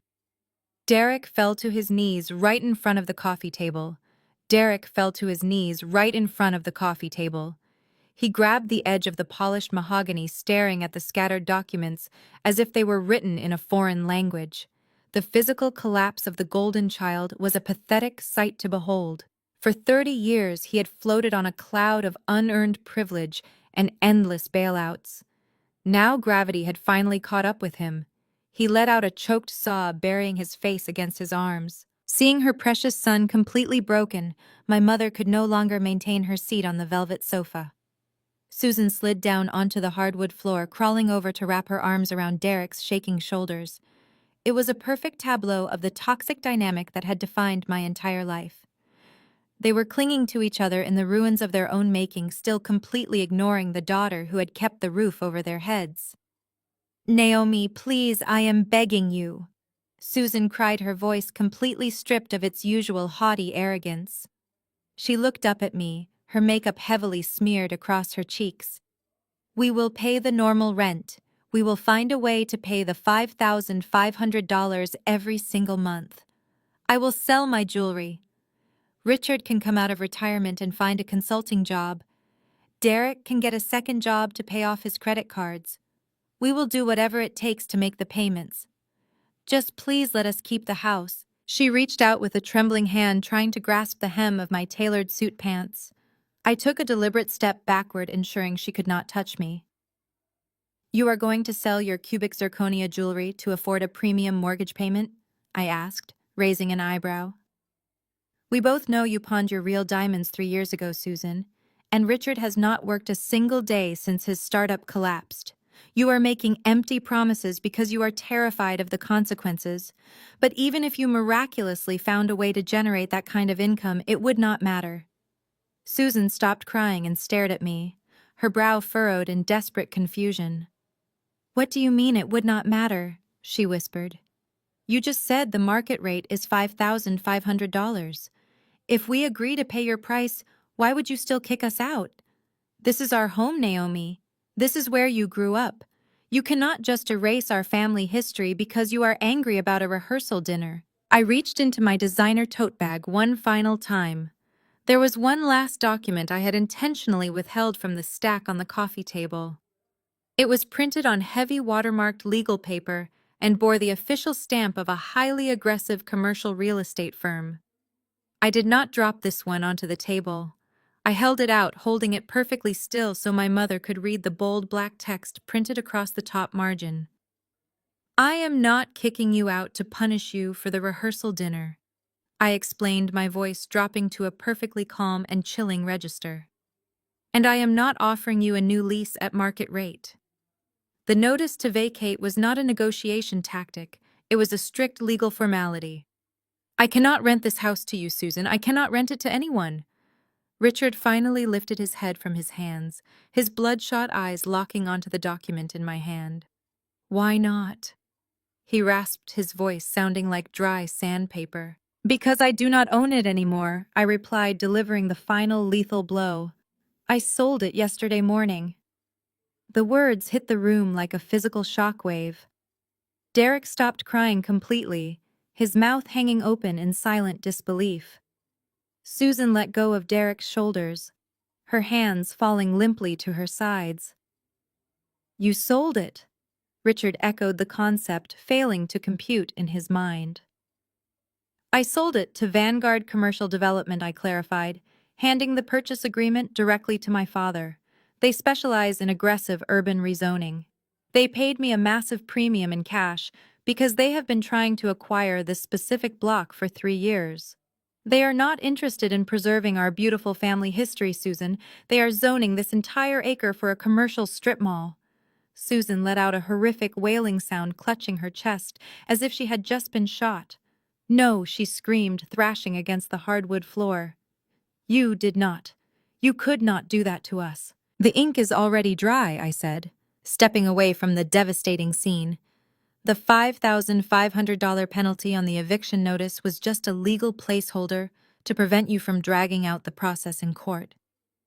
The commercial developers have already filed the demolition permits with the city.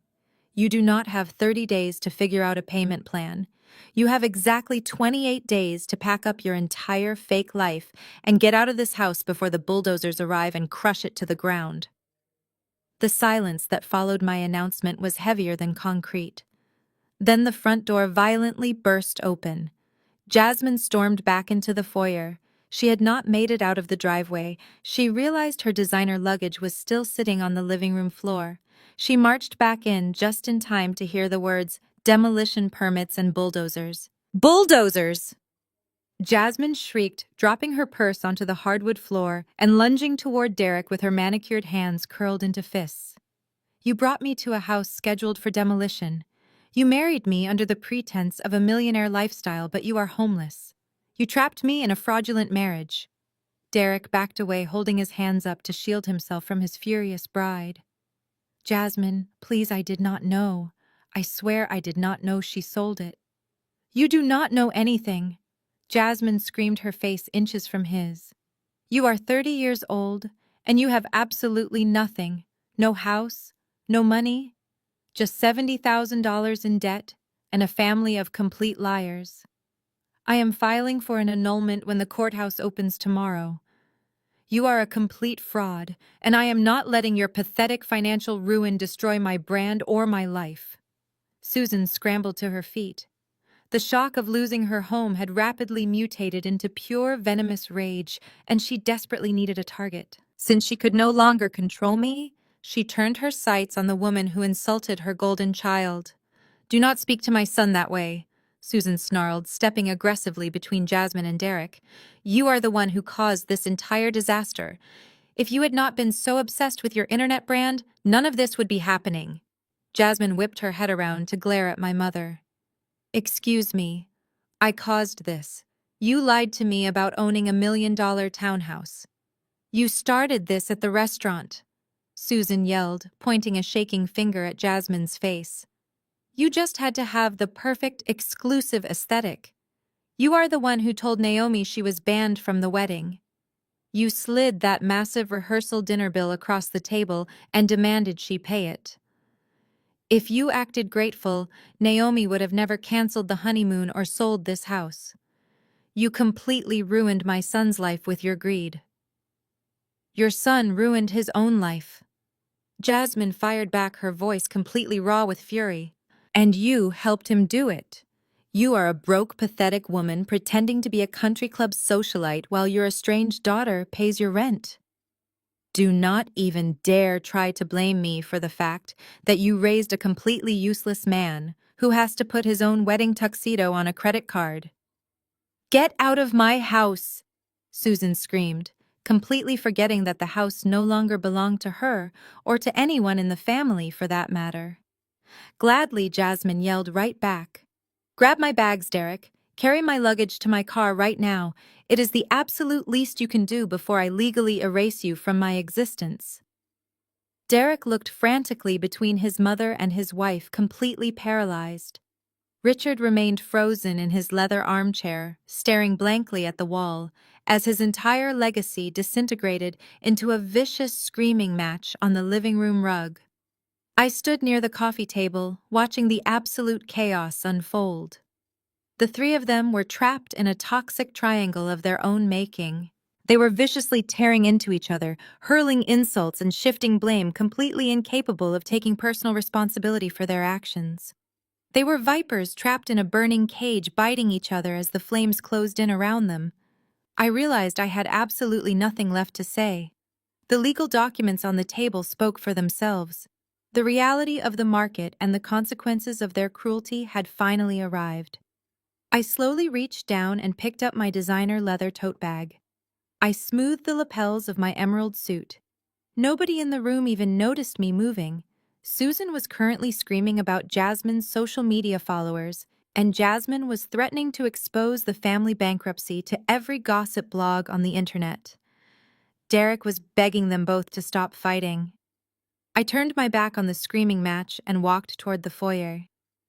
The sound of their fighting echoed through the grand hallways, a fitting soundtrack for the end of an era. I stepped over Jasmine's abandoned purse, opened the heavy oak front door, and walked out into the cool evening air. I firmly pulled the heavy oak door shut behind me, leaving them completely alone with their crushing debt, their endless lies, and exactly 28 days to pack. 3 days after I walked out of the townhouse, Derek decided he was not going to give up without a fight.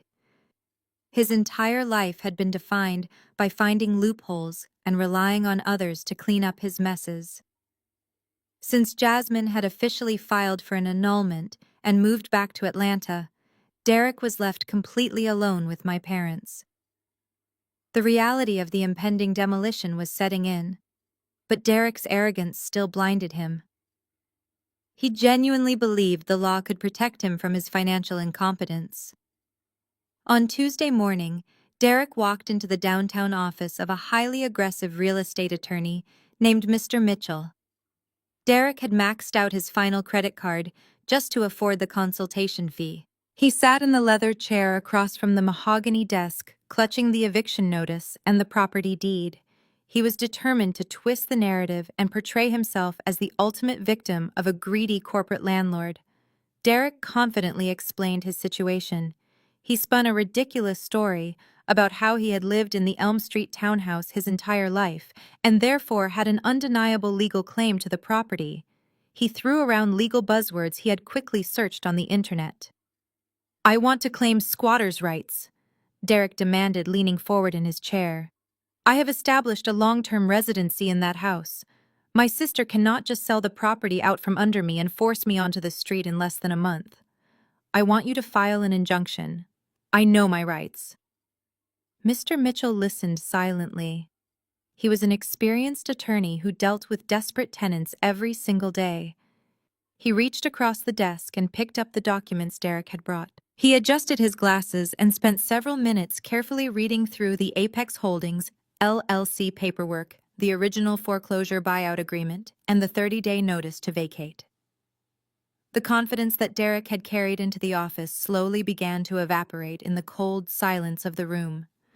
Mr. Mitchell finally put the papers down and let out a dry, humorless laugh. He took off his glasses and looked at Derek as if he were a completely delusional child. "You do not have any squatters' rights," Derek, the attorney, stated bluntly.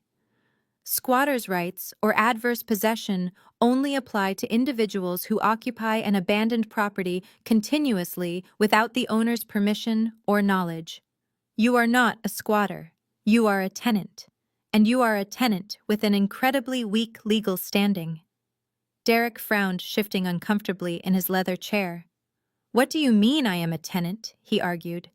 "I never signed a lease with my sister. My dad signed the lease 5 years ago. I did not even know she owned the holding company until last week. That means I am an unauthorized occupant, right? So I should have squatters' rights." Mr. Mitchell tapped his finger against a specific page in the documents. He pulled out the original master lease agreement my father had signed. "Actually, Derek, you did sign a lease," the attorney corrected him. "When your father signed this month-to-month agreement 5 years ago, there was a mandatory addendum requiring all adult occupants to be legally registered and sign as secondary tenants. You were 25 years old at the time. Your signature is right here on page 4, explicitly agreeing to the terms of the month-to-month tenancy under Apex Holdings, LLC." Derek stared at the paper. He vaguely remembered his father shoving a stack of documents in his face 5 years ago, telling him it was just standard insurance paperwork for the house. He had signed it without reading a single word, completely trusting the illusion his parents had built. "Your sister has an ironclad corporate structure." Mr. Mitchell continued, his tone completely devoid of sympathy. "She owns the LLC. The LLC owns the house. You signed a month-to-month lease that requires only a standard 30-day notice for termination. Furthermore, the property has already been legally sold to a commercial developer who has secured valid demolition permits. There is absolutely no judge in this state who would grant you an injunction. If you try to fight this in court, you will lose immediately. You will also be forced to pay your sister's legal fees and the commercial developer's financial damages for delaying their project. You are looking at hundreds of thousands of dollars in penalties. Derek was completely paralyzed. His last desperate scheme had just been effortlessly dismantled. "My professional advice is to pack your boxes," Mr. Mitchell said, standing up to signal the end of the meeting. "You have exactly 25 days left. I strongly suggest you start looking for a very cheap studio apartment right now." Derek walked out of the downtown law office in a complete daze. The heavy doors shut behind him, severing his final hope. He stood on the sidewalk watching city traffic rush by, paralyzed by his situation. He had exactly 25 days to pack 30 years of his life and find a place to live with zero money in his account. But the legal nightmare was only just beginning. When he dragged himself back to the Elm Street townhouse that afternoon, he found another legal document taped to the heavy front door. This time it was not an eviction notice from my holding company. It was a formal petition for annulment filed by Jasmine's attorneys. She was officially seeking to dissolve the marriage on the grounds of severe financial fraud and deliberate misrepresentation of assets. She was claiming that Derek actively deceived her about his net worth, his property ownership, and his crushing credit card debt to trick her into a legally binding union. Derek ripped the paper off the door, his hands shaking. His 72-hour marriage was officially over. Jasmine, however, was not just handling the situation in the courtroom. She had a massive digital empire to protect. Her entire influencer brand was built on the image of luxury and high society. The abrupt cancellation of the Maldives honeymoon had already sparked rumors among her followers. She needed to control the narrative before the truth about her fraudulent marriage leaked out and destroyed her sponsorships. She needed a scapegoat, and she found 3 of them living in the townhouse she had just fled. That evening, Jasmine set up her professional ring light in the bedroom of her parents' house in Atlanta. She hit the record button and broadcasted a live video to her hundreds of thousands of followers. This time, there were no fake tears or smudged makeup. She looked fierce and completely ruthless. "I need to address the situation regarding my marriage," Jasmine announced, her voice echoing with righteous anger. "I know you all saw my previous video about my sister-in-law canceling our honeymoon. I thought she was just being petty and vindictive, but I was wrong. I was completely manipulated by a family of professional con artists.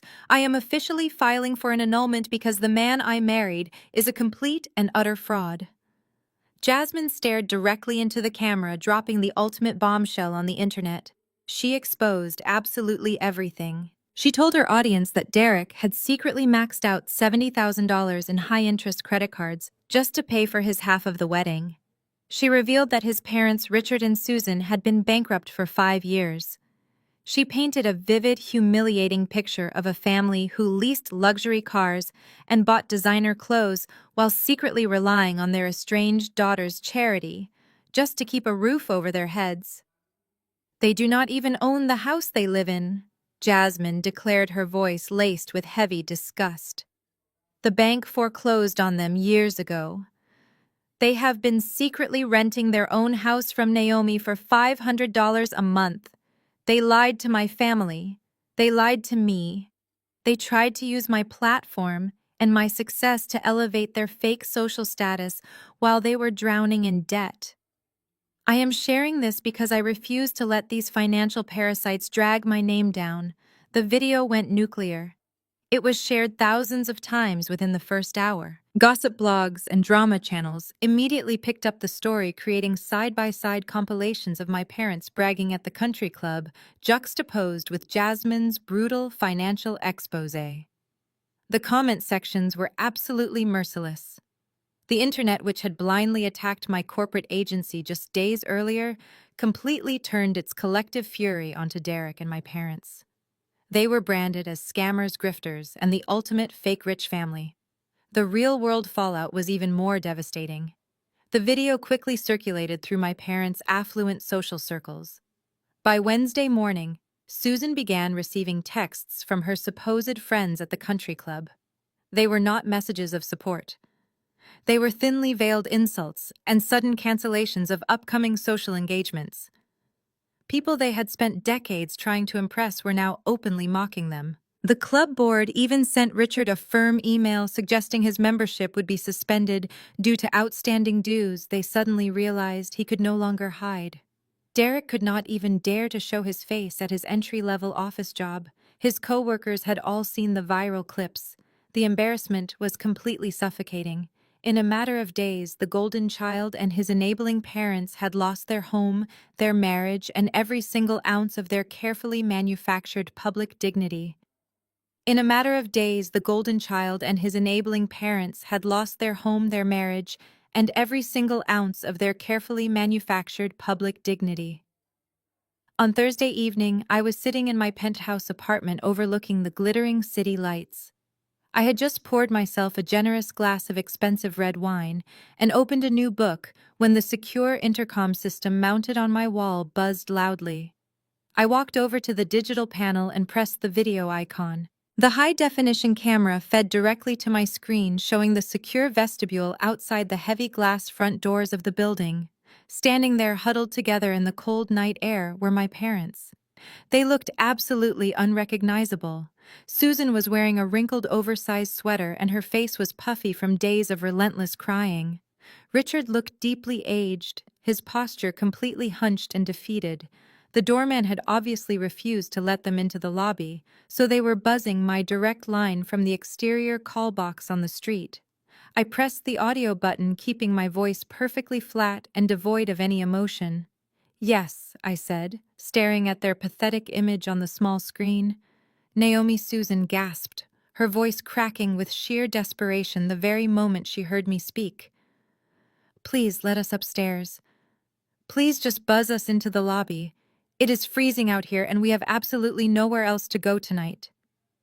"Where is Derek?" I asked. "He is sleeping in his car," Richard answered, his voice shaking uncontrollably. "We had to leave the townhouse early. The commercial developer sent an early inspection team today, and the reality of the demolition finally broke him completely. We spent all day going to different leasing offices, but nobody will take us. Our credit is completely ruined from the bankruptcy and the debt. We are going to be living on the literal street. Please let your mother and me sleep on your couch tonight." I watched them on the screen.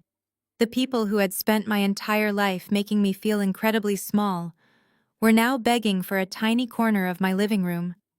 I just felt completely indifferent to their suffering because they had engineered every single second of it themselves.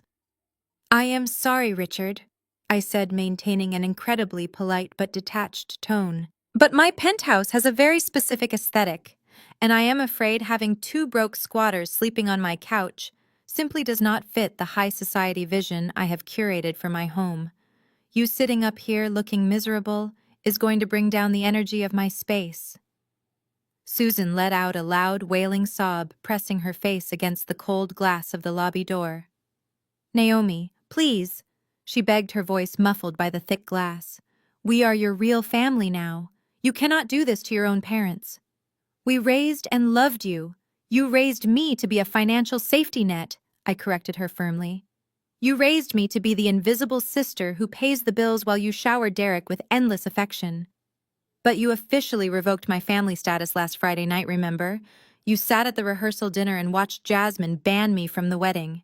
I believe your exact words were that Jasmine's family is important, and we need to make a good impression. You told me I was just the sister and I needed to learn my place." "We were wrong," Richard sobbed, leaning heavily against the metal intercom box. "We were so wrong, Naomi. We were blinded by our own pride and arrogance. An apology born out of desperation is not an apology." I replied, my voice completely devoid of pity. "It is just a manipulation tactic to get back into my wallet. You said her parents were very important members of the community in Atlanta who had connections that could help Derek. Give Jasmine's parents a call and see if they will let you sleep on their couch." Naomi Susan shrieked, her voice echoing loudly through the small microphone. "You know they hate us. Jasmine exposed us to the entire internet. Her family wants absolutely nothing to do with us. We have nobody left in the world. Then I suggest you get comfortable in Derek's car, I said smoothly. Because you are not coming up here, and you are never getting another dime from me. Do not ever try to come to my building again. If you ring this buzzer one more time, I will have the doorman call the police and have you formally arrested for trespassing. I reached out and pressed the disconnect button. The video feed immediately went black, cutting off Susan's desperate screaming. The huge apartment was perfectly quiet once again. The huge apartment was perfectly quiet once again. 4 weeks passed in a blur of corporate meetings and unbothered peace.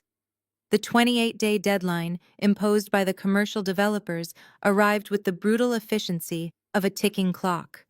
I woke up early that morning, poured my artisanal coffee into a travel mug, and took the elevator down to the parking garage. I did not drive to my agency. Instead, I drove straight to Elm Street. I parked my sleek black sedan down the block, pulling under the shade of a large oak tree. I kept the engine running, and the tinted windows rolled up, allowing me to observe the street in complete anonymity. I sat back in the leather driver's seat and watched the final act of my family's manufactured tragedy unfold. A small, battered rental moving truck was backed into the driveway.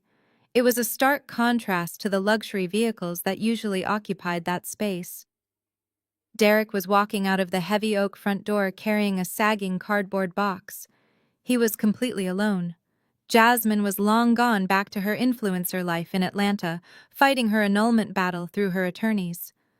My parents were nowhere to be seen, likely hiding their shame in a cheap motel room on the outskirts of the city, refusing to show their faces in the neighborhood they used to rule.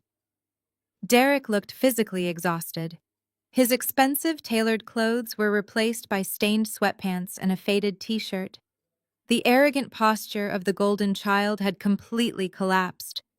He struggled to lift the heavy box into the back of the truck, his shoulders slumping under the weight of his new reality. He had no friends to help him move. The people he used to party with at the country club had entirely cut ties the moment the viral video exposed his financial ruin. He was experiencing the absolute isolation of a man who had burned every single bridge he ever walked across. Just as he walked back inside the townhouse, a fleet of heavy commercial vehicles turned onto the quiet suburban street. 2 large flatbed trucks carrying chain-link construction fencing parked right in front of the property lawn. Men in bright neon safety vests and hard hats poured out of the vehicles. They did not wait for Derek to finish packing. They immediately began driving steel posts deep into the perfectly manicured grass enclosing the entire perimeter of the property. The visual was incredibly striking. The fortress of my childhood, the very house where my parents had cultivated their lies and nurtured their golden child, was being systematically cordoned off like a hazardous waste site. Derek came back out carrying a black trash bag filled with loose clothes. He stopped on the front porch staring at the construction workers erecting the metal barrier around him. One of the foremen approached the porch holding a heavy clipboard. I cracked my window just a fraction to hear the exchange. The foreman politely but firmly informed Derek that the property was now an active commercial demolition zone and he had exactly 1 hour to surrender the keys and vacate the premises before the perimeter gates were permanently padlocked. Derek nodded weakly. He did not argue. He did not threaten to call his father or hire a lawyer. The fight had been completely drained out of him. He simply threw the trash bag into the back of the rental truck and pulled down the heavy metal door. He walked around to the driver's side, his head bowed in total defeat. He climbed into the cab and started the engine. The truck sputtered to life, coughing a cloud of dark exhaust into the crisp morning air. He slowly pulled out of the driveway, driving right past my parked car without even looking in my direction. He was completely invisible to the wealthy neighbors who were peering through their living room curtains, watching the spectacle of the neighborhood frauds finally being cast out. I watched the taillights of his truck disappear around the corner, heading toward whatever cheap studio apartment he had managed to secure. Once he was gone, a massive yellow excavator rolled off a flatbed trailer, its heavy metal treads violently crushing the brick walkway that led to the front door. The massive mechanical arm swung upward, casting a long shadow over the roof. I watched the heavy machinery systematically tear into the front wall of the living room, ripping away the brick and exposing the empty interior. The physical structure was being brutally torn apart, but I felt no sadness. The toxic family structure that had trapped me for decades had already been completely demolished. I put my car in drive and pulled away from the curb, leaving the rubble exactly where it belonged. I put my car in drive and pulled away from the curb, leaving the rubble exactly where it belonged. Exactly 1 month later, I woke up to the gentle sound of clear waves lapping against the wooden stilts of a luxurious overwater villa. I stepped onto the expansive teak deck and let the warm breeze of the Indian Ocean wash over me. The water stretched out a vibrant shade of turquoise, glowing under the sun. I was in the Maldives.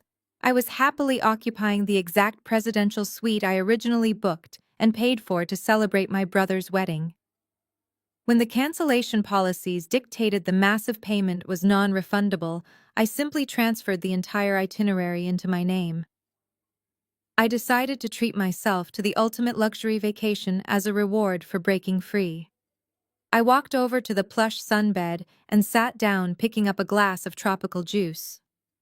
Next to the glass sat my smartphone. It was delightfully silent.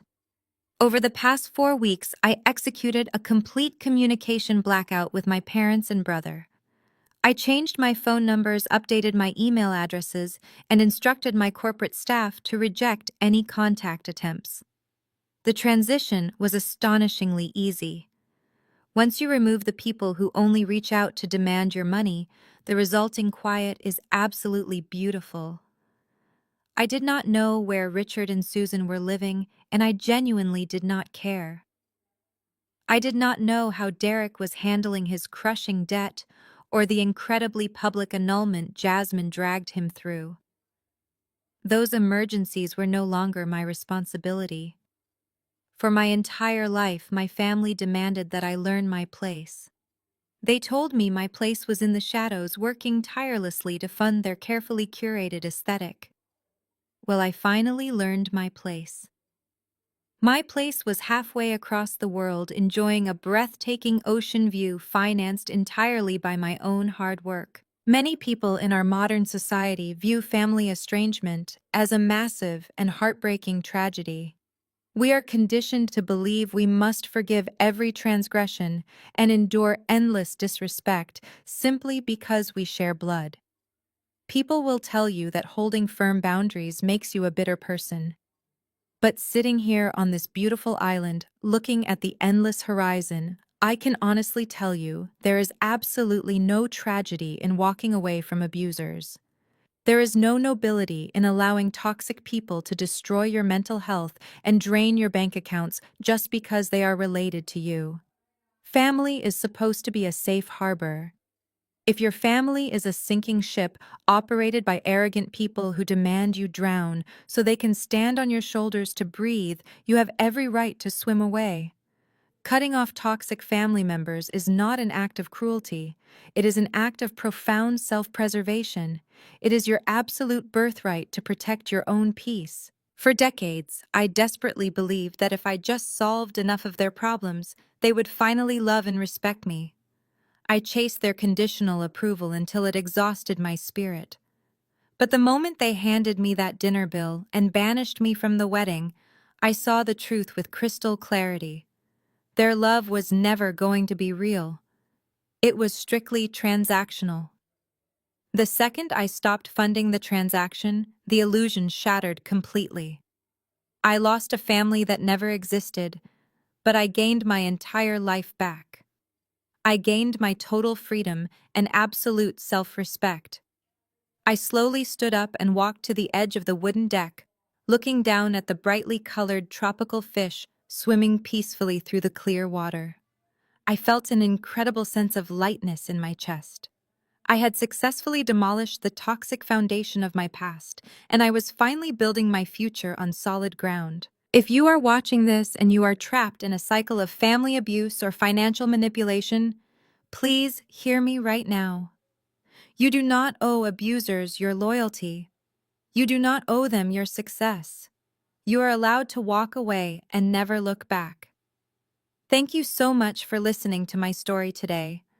Please let me know in the comments below if you have ever had to cut ties with a toxic family member to protect your own peace. Tell me how your life changed after you finally walked away. Do not forget to hit the like button and subscribe to the channel for more stories about setting boundaries and reclaiming your personal power. Remember, your peace of mind is the most valuable asset you will ever own, and absolutely no one in this world has the right to take it from you. I will see you in the next video with another empowering story.